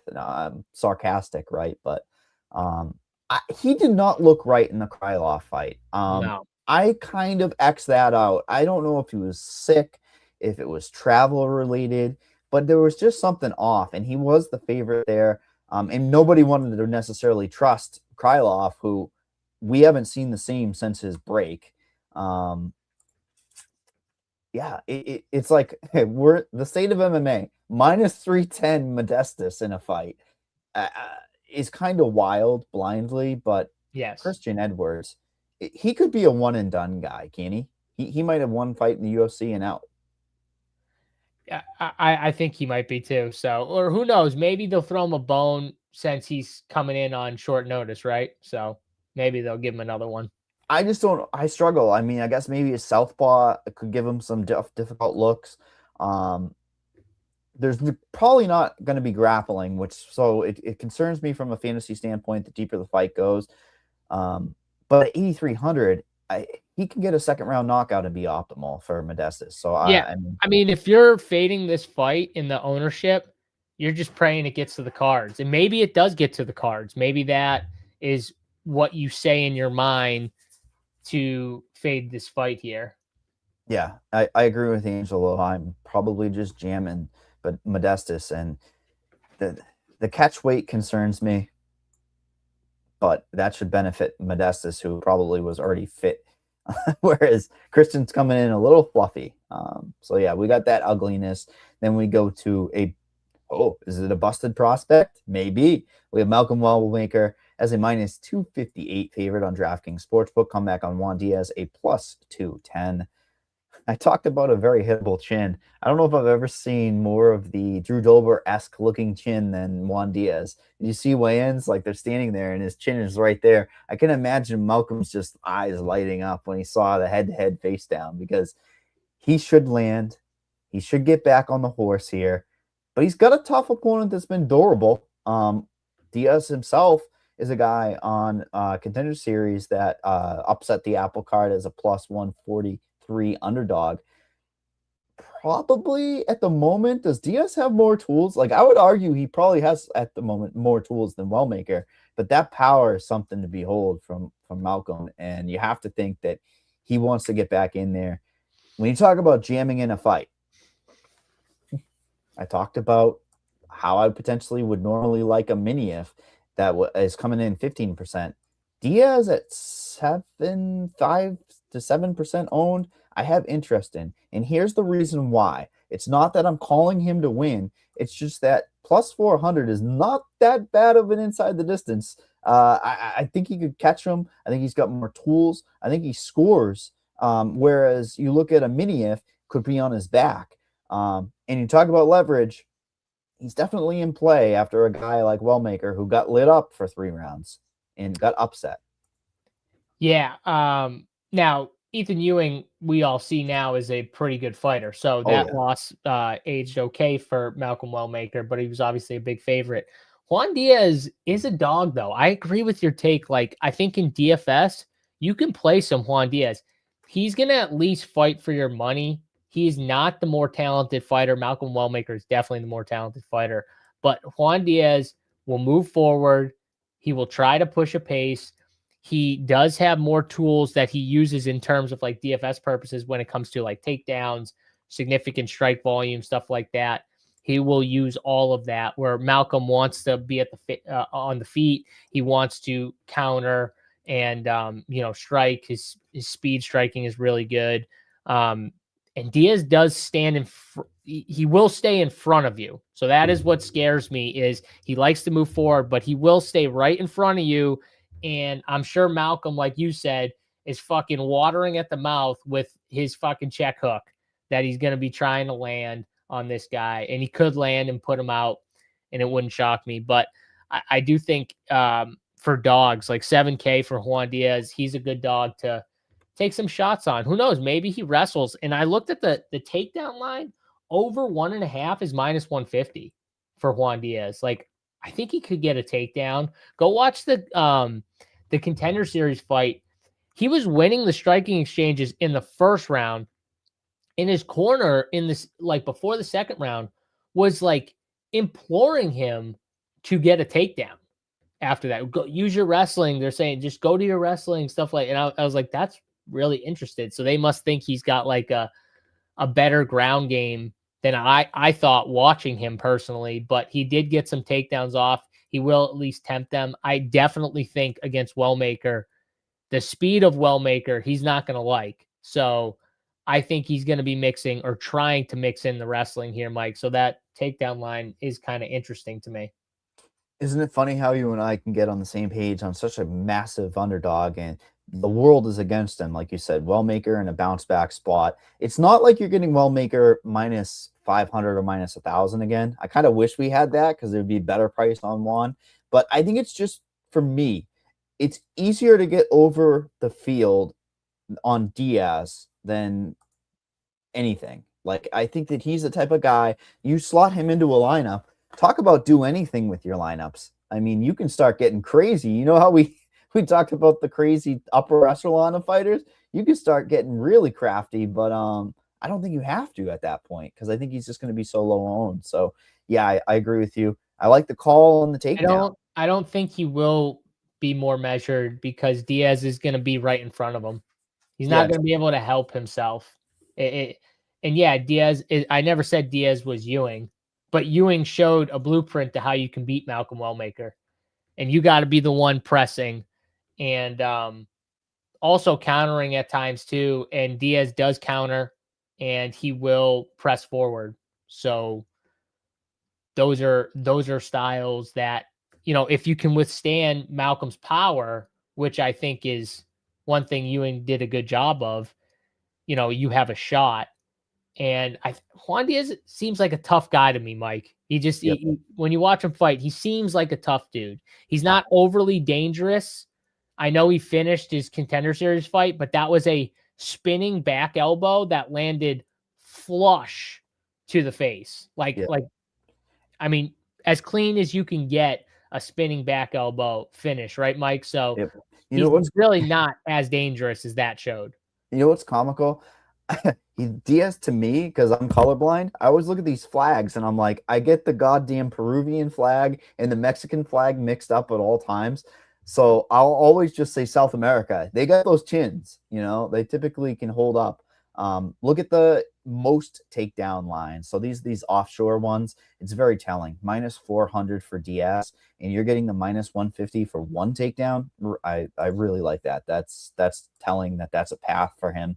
And it should be early. Like, I think you go early just to set the tone and kind of take the sting off some of those shots Wellmaker's going to be throwing at him. And the confidence. I think Wellmaker is a confidence type of fighter. If he starts getting adversity, it might go south and go south pretty fast. I think you're going to see Wellmaker too. He'll be going to the body in this fight. You're going to see him mix it up, but he throws those heavy body shots. They're just like one hitters, but man, he'll throw with power to the body. And I still am in on Wellmaker. I got to make that known. I bet you are too.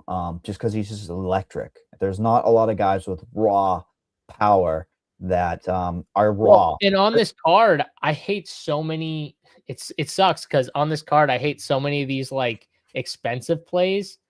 So like you kind of have to be in on Malcolm to an extent, even if you like Juan Diaz. Or at least I do anyways, because looking at all these other expensive guys like Urslan for DFS, Cavalcante, Petrovsky, Alice Ardelin, Cagliari. I do like Cagliari, but like still like for DFS purposes, they don't make me feel very good, Mike. Best inside the distance line, kind of tied with a couple other guys, is Wellmaker.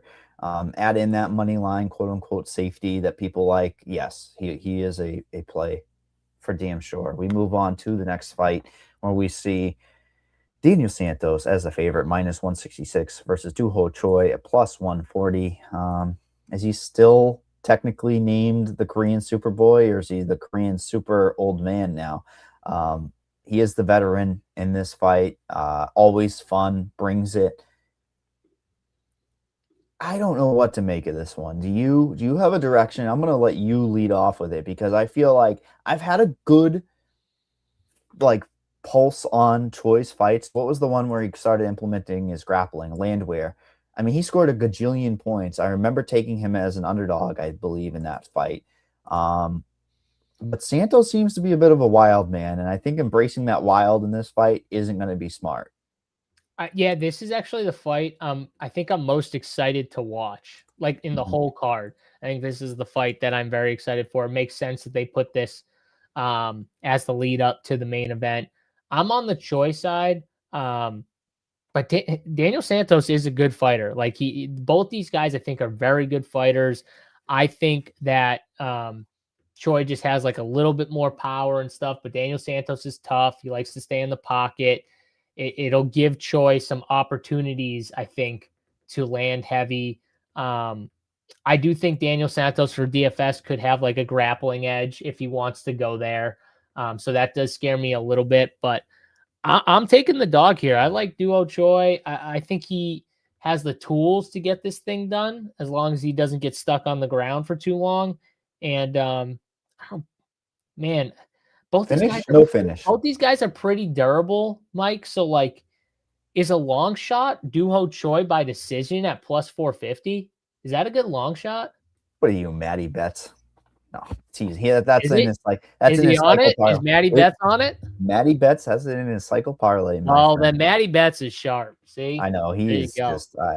I'm not saying you're plagiarizing at all. You and I. Well, you know what? If I'm going to plagiarize, I'm going to totally take that from him. So I'll. I like it, man. That. I like it.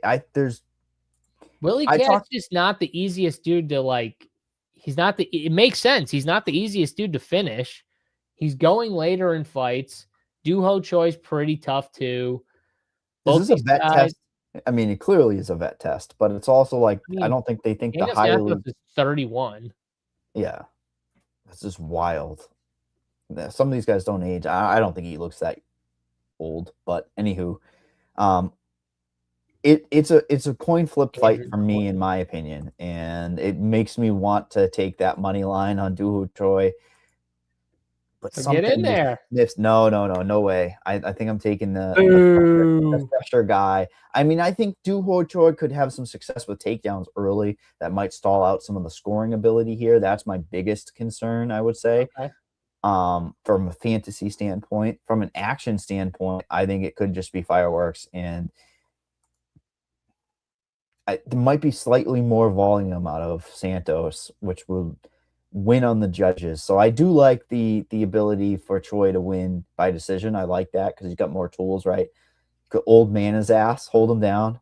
Do you think that there's just a war? I don't think he's holding down Santos. Oh, you think he's just rinse repeat or just I like think body lock holding? Santos actually has the edge on the ground. I like when they just take him down, they let him back up, take him down, let him back up. That would be great, but I don't think that's happening for fantasy.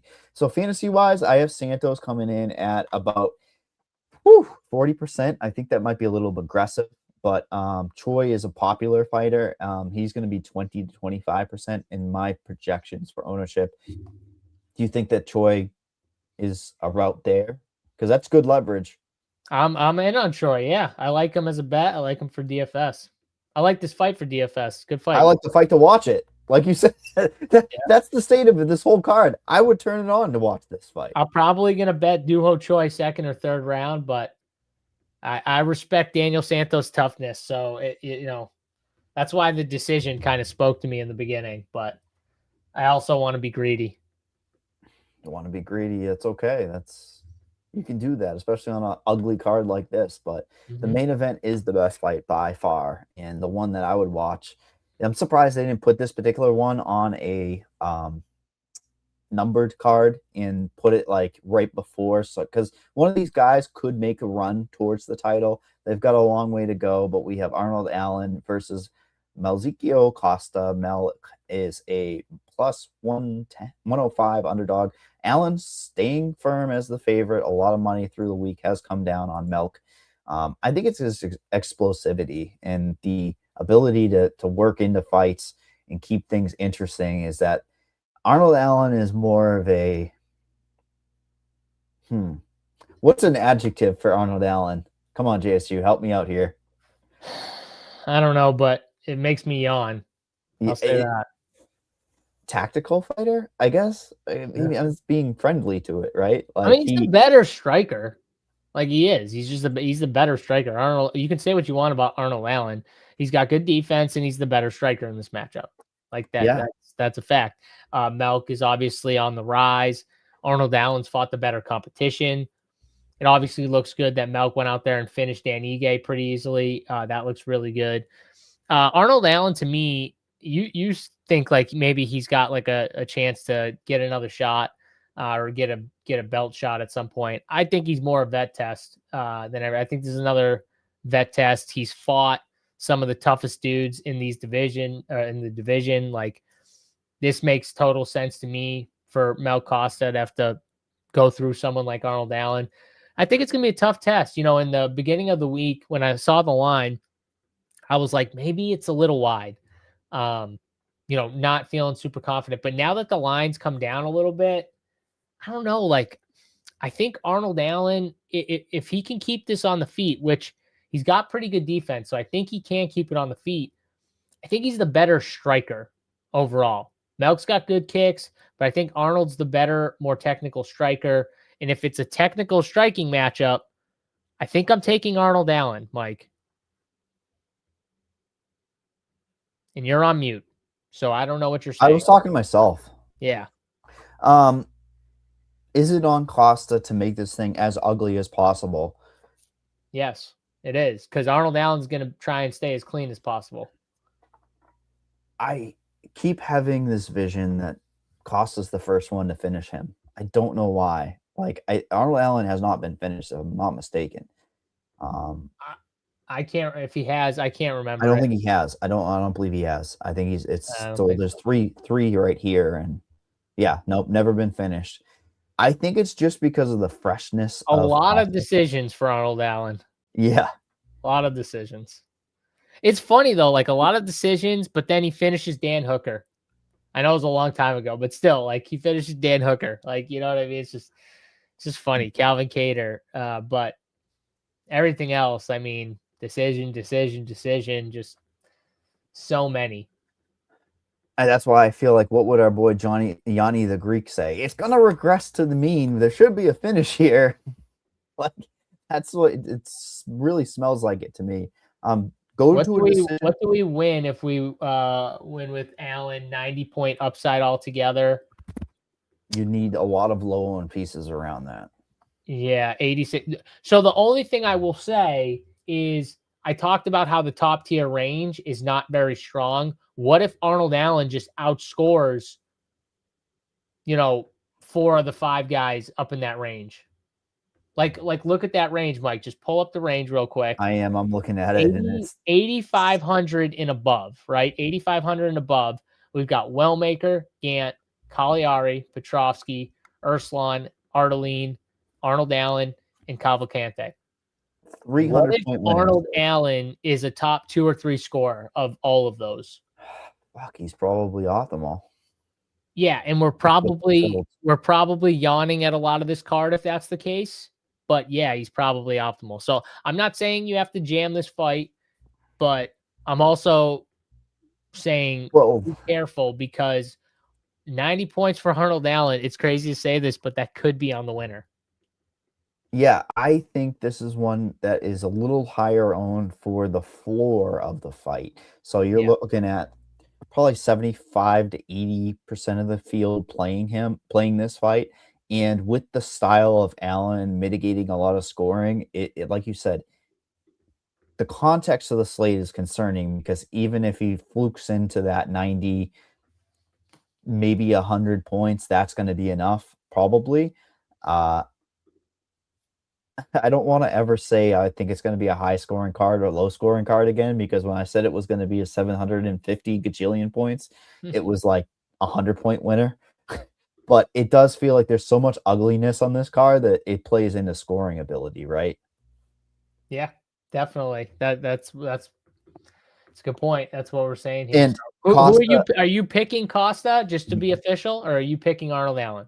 I've got Costa, and I think he's the first person to finish Arnold Allen. Okay. It's just bold. It's just a bold. It's a heart play. Yeah, I like being bold. Nothing wrong with being bold.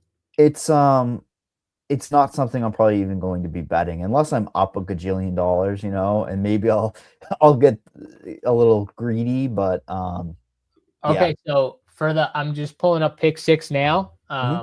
They've got all these fights together, like the MVP. I know they do. Yeah, so that's fine. You want to do a UFC pick 6, and then we'll do an MVP pick 6? Fine with me. Okay. I know that you and I, when we were talking through everything on the UFC, we liked Cagliari quite a bit. Just gonna have to be a fantasy points if I'm going to imagine. If you want to go that route, I'm just gonna talk through some of the other things. You and I hated it on Garule and Bar as we were split. Arteline sounded like potential takedowns if it's a low line.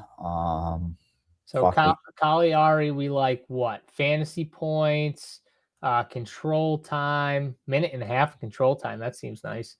Yeah. What's the fantasy points? Yeah, I've taken the over on the fantasy points. I just think that there's enough. I mean, you get 30 points there. She's got to eclipse 55 points, 3 takedowns, 15 points, shitty control time, little pitter patter, play the bongos. I don't think we're going to agree anywhere there. Takedowns would be, we're split on that one for the most part. There was something we had for unders. Under significant strikes on Vienna, if it's there. They don't have under. They only got over. And look at it. It's 34.5 on DraftKings Sportsbook. It's 43.5. All right. And you can't touch Arteline because she can go to war. Petrovsky, we both. Takedown line? I can remember if there's anything there. I should just do all fights, honestly. Yeah, you should. Make this thing a little bit easier for our UFC pick Yeah. six. So here's the significant strike line. We can look at it, and then we'll look at the other lines. You and I are going to have to say Wellmaker under, but I don't know if we can agree on that. 54.5. Let me look at his contender series. It's probably going to be inflated. Yeah, it's probably going to be inflated. Well, it correlates to a finish, dude. So in the Ewing fight, he had 77. First round knockout, 25, 9, and 20. So, I mean, I like the under, especially if Juan is getting takedowns. Correlates to what you and I liked. All right, we can go under there. We What both like about we liked Kawamba. I don't know how we can attack Timmy. Timmy? Let's see. What's his fantasy points, Timmy? Isn't chaos like an under 67.5? Just Timmy, 64 fantasy points. Do we want to go over on that, or he's still plus 105, so it's hard for me to even click a button like that without it. Unless you think, but you don't like Arnold Allen? Feretnikov, 66.5. Petrosky under 73. Shit, we don't think there's going to be a lot for him. And I like Brundage as well. It's either that or chaos under significant strikes. Well, we could do both. Okay. Yeah. I mean, unless you think that they're going to war and wait, 37.5. Okay. So sorry. I thought I saw like a 60. Oh, no. Yeah, no. Let's see. Fantasy points here. Let's go back to this. Tommy Gant, 96.5. Daniel Santos. Do you see anything else where Arteline, Ursulan, 69? I wish I was on the Choi train just to keep up with that over, because that would be a nice one. You hate Garula, you would probably take the under, but I like the money line on him. So control time, you just had one a minute ago that was like 0. Oh, that was probably Cagliari, I imagine. Yeah, that was Cagliari, unfortunately. You don't like that?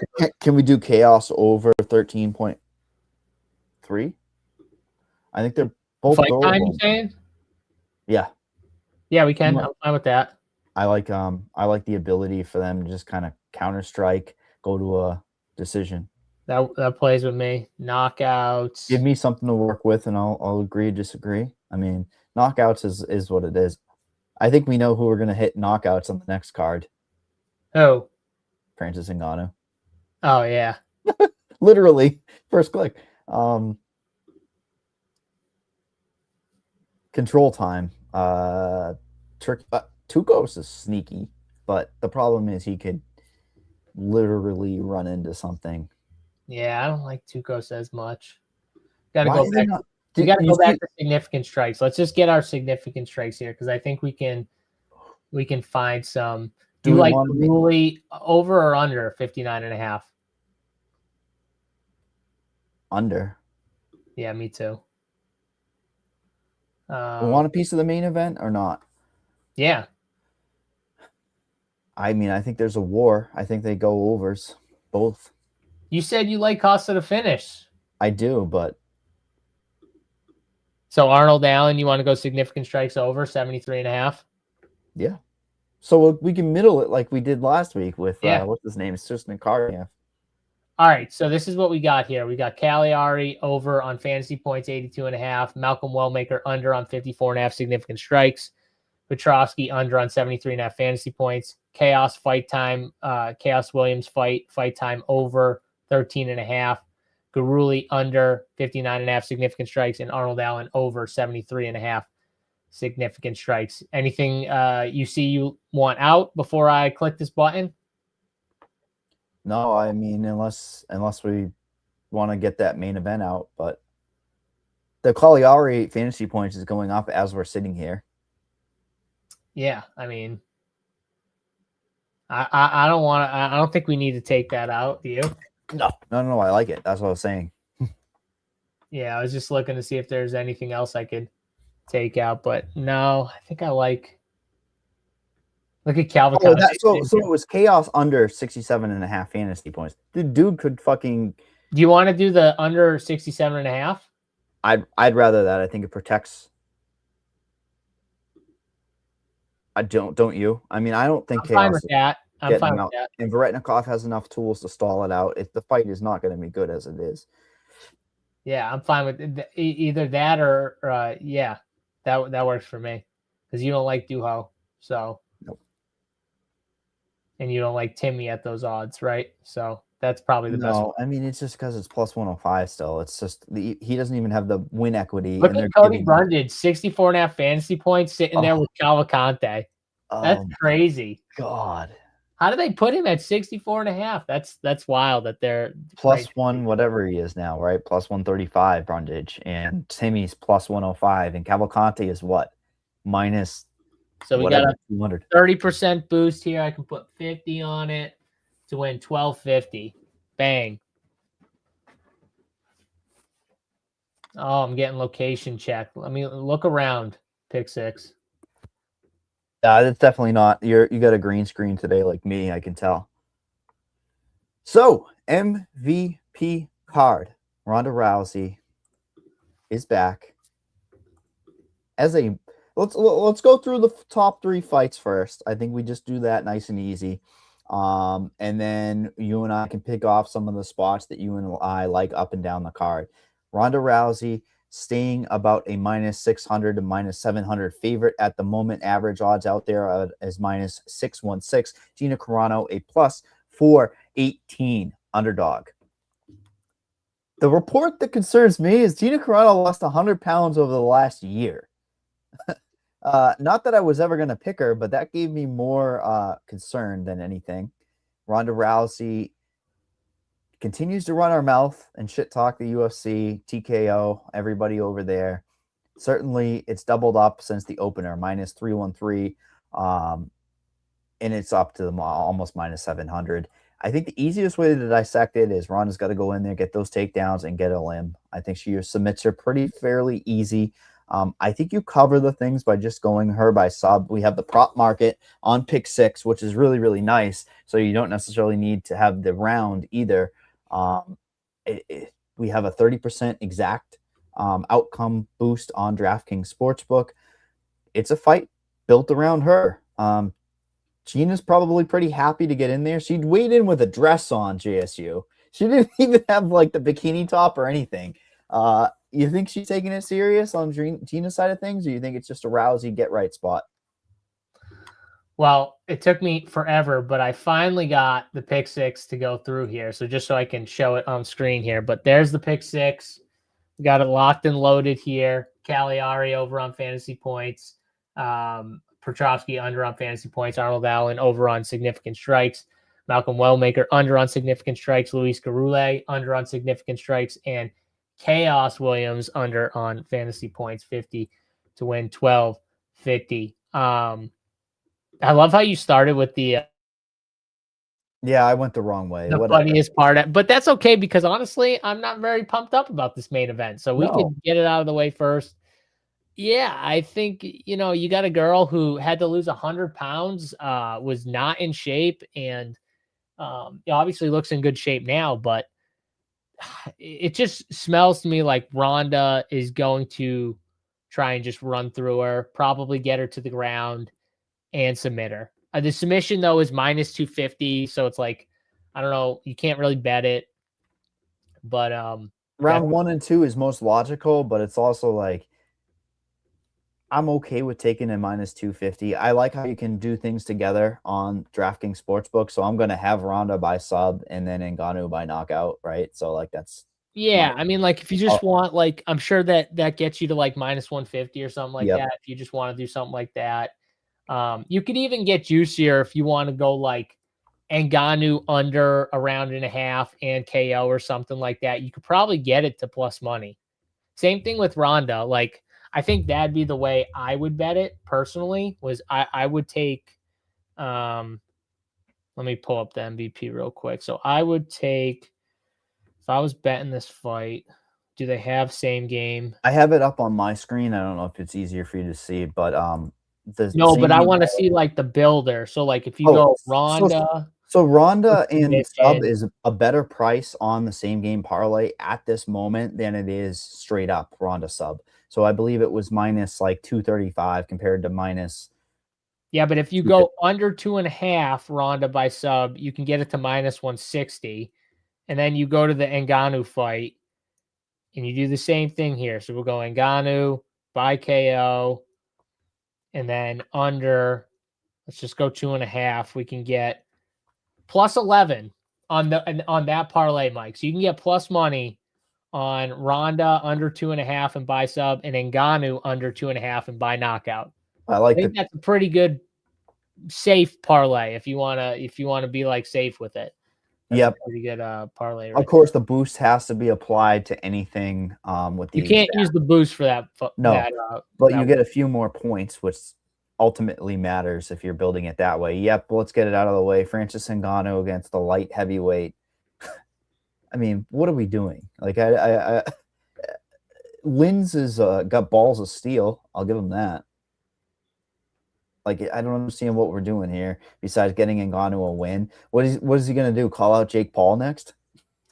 Yeah, and I mean, I kind of agree with put me in the game, Coach Chris. All right, I'm out watching UFC over Netflix card. Don't want to see old ass fighters. Yeah, I don't want to see the old ass fighters either, but I also want to win money. So Yeah, money matters. That's all I care about. Obviously, I'm watching UFC over the Netflix card, but the UFC card's going to end and the Netflix card's going to be going. So, yeah, I get it though. If you don't want to bet it, you don't want to bet it. If I wasn't betting it, I would not be watching. Yeah, 100%. I wouldn't watch any of these fights outside of maybe the Diaz fight. Yeah, well, Every that's the other one we fight should pivot to, because you and I both like Ngannou first round, probably knockout second round, but I like covering the under 2.5. Clearly, Rousey. Those are the two easy clicks when you're building parlays. I think those numbers are going to get away later. By the way, those people are just going to be blindly adding to parlays, and it's not a bad thing. But the fight that everybody wants, all of these are 5 rounders, by the way. Rousey, Carano, Nate Diaz, and Mike Perry, and then Ngannou and Linz. Those are all 5 rounders. All the other ones are 3-round fights. The fight that everyone really wants is Nate Diaz and Mike Perry, because we talked in chat or texting the other day. It's like Nate doesn't seem to be taking it serious, but he could probably get off the couch and beat a UFC fighter at the moment. I sincerely believe that he could do that. Don't you? I do too. Nate is someone that's just always kind of I think he likes to be portrayed this way, by the way. I think this is something he likes to be. He's smoking weed instead of doing the whole, shadow boxing, workout, whatever. Like, he's just having fun with it. But Nate Diaz in the cage is a dog. I mean, Mike Perry's a dog too. I agree with this, Corey. Like, these guys are both dogs. I think this fight extends. And I think in the later rounds, I could see Nate taking over. I think early Mike is going to be live, but I think late Nate takes over. Look at these numbers. And I like Nate. Plus 170 for Nate. I think Nate is live. Nate's live by submission in rounds 4 and 5. You want to get like a long shot. Nate round 4 and 5 by submission, I think is an interesting plug. And I think it would be by sub as well, which is going to be an even crazier number for him. I mean, 22 to 1 and 25 to 1, 4 and 5, 18 to 1 in round 3. Yeah, I'm poking around on fight odds, and just him by sub period is plus 400. I like that. Yeah, we're on the same thing there. I think DS late. I think Perry is a good fighter. I mean, his bare knuckle thing is really what he's invested in right now. You can tell he's got to have some type of ownership with those guys over there at Bare Knuckle FC. Volume wise, he should have more volume than Diaz. Diaz kind of more of his silly striking on the feet. But I'm sad we don't have props for significant strikes and takedowns. Aren't you? Yeah, but it is what it is. It is what it is. Yeah. What do you like outside of the 3 5-rounders? Anything else? Because I mean, I think if you go up and down the card, I like the Magoyan Albert Morales fight. I think that's a solid fight here. The line seems a little wide, but it makes sense to me because Magoyan's got the wrestling and Albert has like grappling, but I think that could get him stuck on the ground. You know what I mean? So trying to chase stuff from his back. So you remember who Magoyan fought in the Contender Series? Yeah, Tommy McMillan took him down twice. Submission attempt in that spot as well, but definitely got outstruck. So yeah, it's a good. He's like probably the best prospect on the Plus entire 550 card. by sub, Magoyan. Yeah, on this MVP card, Mogoyan is a very interesting prospect. I think the Fumi Nakata is certainly one, as he was late notice against Adriano Moraes, who is a bona fide I don't know, I was going to call him a prospect killer, but he's a bona fide veteran of the sport. Was it 1FC? Always a bigger favorite on that card. And Nkatu is a guy who holds a significant amount of titles and now 2-1 favorite. So that's a fun fight to watch. But how do we not talk about Robelis, everyone's favorite kickboxer that can't stop a fucking takedown? Give me a line. Please give me a line for JDS1 takedown. Somebody post it somewhere. Nope, I don't think you're getting it, buddy. Anywhere. Are we betting Dos Santos though? I think we got to, right? I'm going to be for the quote unquote entertainment purposes. Not to mention, as long as he's counter striking, staying out of power distance, he should be able to be okay. Robelis has been doing Karate FC. I'm trying to remember the last time DGS was in there. Game Bred. Oh yeah, he looked actually pretty decent against Alan Belcher, -300 in the bare knuckle MMA. Have you seen that? That shit is crazy. Yeah, I have seen that. But yeah, he did not look bad at all in that. And before that, for Doom, he went to a decision with in that promotion as well. So it's not like you're getting a guy that is retired from the UFC, rolling off losses. He's super old. But I mean, isn't it a spot where you go Robelis KO or JDS decision? Yeah, probably. Or if you like JDS, maybe just the over 1.5 makes sense. You could kind of cover some bases, honestly. That's a mic move right there. I just pulled a mic. Call on a mic. We're rubbing off on each other, but plus 170-ish out there for the over 1.5. Probably going to get to a plus 200 by lock, I would imagine. You'll be clinching your butt when it's on the feet with Robelis. But another guy that I really like is Jason Jackson by decision. He would be like a parlay piece for me. He's just a solid fighter all around. He just doesn't finish people. It's as simple as that. It's like plus 155. That's a prop that I've been eyeing the whole entire week. And then when you go deep down this card, there's 2 fights that I'm targeting. Alex Pereira's sister, right? Pretty marketable. Ain't gonna get a knockout here. I bet you it's gonna be a highlight, like head kick type of bullshit or something, power strikes. And then late notice Brandon Jenkins. That is a concern to me as a minus near 300 favorite. Do you remember Chris Avila in the UFC? Yep. Short-lived. Remember how terrible he was? Yep. I think he's got a winnable fight, man. God. Yeah. Oh. I mean, Brandon Jenkins is nothing great. And he shouldn't be minus 278, but I don't know about that. I know. I mean, he'd probably have to grapple, right? I think so, but I'm not sure. I love this. Isaac coming in off the top rope with strange stuff last week with Buckley and Brady. Talk about corruption. Talk about it, Isaac. I mean, talk about it, buddy. It's big corruption, man. We hate to see that. My boy, Little Trop. What's up, brother? Good to see you. Love seeing Little Trop in here. Miss Little Trop. But yeah, what I was saying about the Avila fight, and it's horrible to say this, is that I think you could, if it goes to a scorecards, they're going to be in his favor. It's the Diaz type situation. And I have seen Brandon Jenkins head kick knocked out in karate too many times. Whew. I don't know if I can do it, but maybe I will by the time we get to the fight. Maybe I'll bet the dog and just hold my nose. I don't know. Let's be honest about if you're building parlays, you could build a really fun money line parlay across both cards, and hopefully have some legs towards the end of this thing. So back to that Magoyan fight. He's plus 550 by sub. I mean, Morales has been finished via sub 4 times. And very long in the tooth. Strap worn. I mean, We clicked that. We clicked that, right? We got to click that. Yeah, I got to get out of Tapology. It's fucking breaking my computer.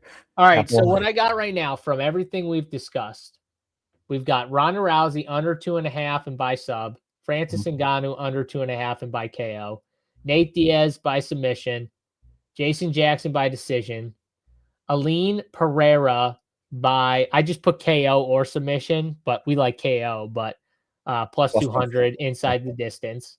And then David Magoyan by submission, or you could just take fight to end via submission for plus 450 if you want to. Marias is, has the credentials to do so.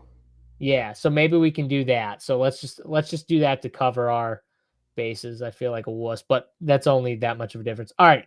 So this parlay, $100 pays 37,000. Mike, do we do it? Fucking, it's entertainment, right? It's entertainment bucks. We've been on fire the last couple weeks. Why not? And yeah, I mean, there's just opportunities up and down this. I mean, you can bet it live too. Do you do it? Yeah, of course you do it. Where else do you get a chance to get? What is it? 35K? 37,732. I just bet it. Love it. Let's do it. And yeah, it's certainly going to be interesting if there's live lines. Tell me about live lines. There's not props. So let's do the pick six, because at least we have pick six for this, right, Mike? Yes. Yep. Okay. So pick six for MVP. I can sort it by MVP. All right. So here's fight time. We got you and I like the over, I think. Wait, what? I was going to say we don't probably like any overs here.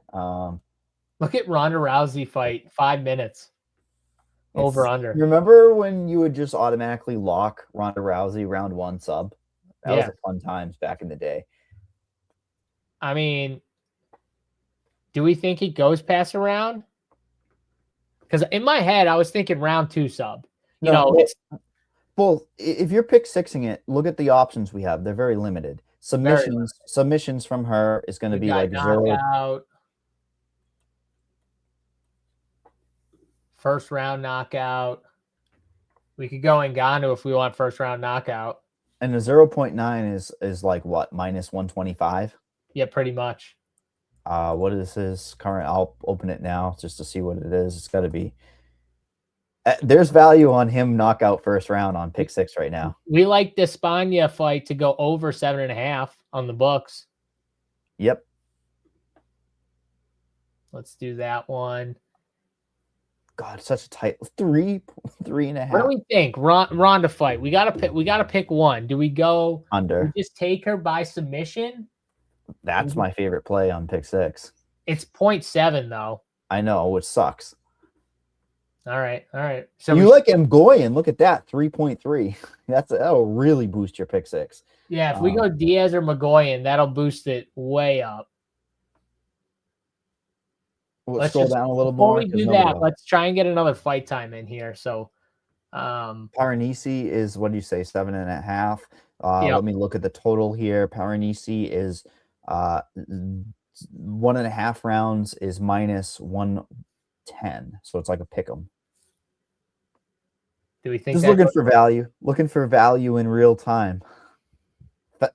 Facile is also 1.5. Oh, Facile over easy. It's minus 140 on offshore books. You're getting value on that. That's almost 30 cents of value. All right. So far we got Ngannou by first round KO, Despania over 7.5 fight time, Rousey by submission, Fazili fight over 7.5 fight time. Let's see here. You know what the hammer lock play of the day is MVP knockout for Ngannou and submission, but they don't offer you the knockout, so you have to take Ngannou knockout first round, right? They offer no, it's not there. Nope. Any other fight There's time? just not a lot to play with, so no, we're good, I think. Do you want to take the Diaz and Magoyev submissions? The Mgoyev is such a nice little price tag there. and he's attempting it when it gets there. The club and sub is absolutely in play. Is that just because he's your brother-in? No, not at all. Not at all. Shout out to the Armenian Magoyan. Fight Time is not on Jason Jackson's fight, right? Damn it. Nope. No, they were sharp with that one. So we like what about the under in the Perry fight as our last one, or do we like the over? It could be late. So what is that? That's 4.5. Fourth round in the 2 minutes, right? Yeah, there would be a finish before that, or because they'll just play patty cake and hug it out for the last minute. So yeah, I definitely like the under. Do you want the under? Yeah, I like it. All right. So here's the pick 6 line. We've got Francis, first round KO. Despaigne fight over 7.5. Rousey over submission by submission. Fazili fight over 7.5. Magoyan by submission. And then the Mike Perry, Nate Diaz fight under 22 and 20 seconds of fight time here. So they got to get that 20 seconds in, Mike, not the 30 seconds, right? They got to get that extra 10 seconds here. But yep. Let's see, 100. Oh, whoa. Woo. Hey, what? 100 pays 41? Well, you guys know what we're doing here. Lock it in right there. MVP.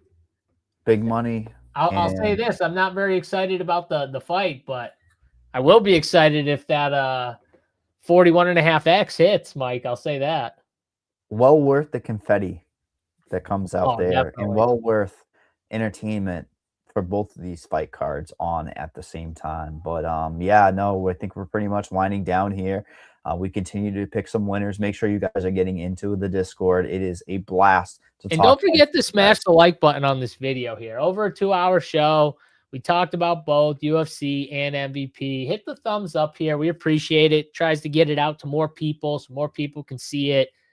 We appreciate all the likes. Subscribe to the channel. Like I said, all the tools popping up. RunPureSports.com. We got new tools coming each and every day. And Playoffs 26, if you want 26% off any of the RPS only packages, use that code Playoffs 26. And we'll have World Cup. World Cup's coming soon. If you're into soccer, I know a ton of people maybe not into soccer, but like the World Cup, don't like the daily soccer grind, but the World Cup is a different situation. We'll have a ton of content for that. Bets, DFS. Rubio's working on an actual World Cup tool right now, which is pretty sweet. So if you're into the World Cup stuff, we'll have I think a hub or something like that ready to roll and a tool for World Cup. So week off of UFC next week. The week after that, there's 2 road to UFCs that lead into the Macau card. So it'll be a early morning. So we'll have to do that before a Saturday morning. We'll probably have to do it on Friday or something like that. So we'll do the show. It'll just probably be on Friday for that one. So we get a week off next week. And then the White House card's the 14th. So about a month. Less than a month. Yeah, the media is certainly picking up for that. What a world, man. We get to see fights at the White House. It's absolutely bonkers. But did you see people are trying to resell the tickets to the public event across the street? It's whatever. I'm shocked. There's a demand for people to want to be at that experience, which makes sense because that's what Dana White wants. And that's what fight fans want. At least the game's growing. Mike will literally want to kill me. You're gonna come here and just hold my eyes open? Yeah, literally. No, I don't think 3:30. Even though I will say, I have a newborn. I'm up at 3:30 a.m., Mike. So I'm ready to roll at 3:30 a.m. Run Pure Sports will cover my coffee bill all the way up until 3. Yep. Thank you everybody for tuning in. Should be a really fun day of on this card because we got so many fight offerings. And then I think you can really get fun by doing a cross promotion thing here, right? Yeah. And I think we'll be live. We were live last week for the fights. I dropped the parlay in there during the live sweat stuff.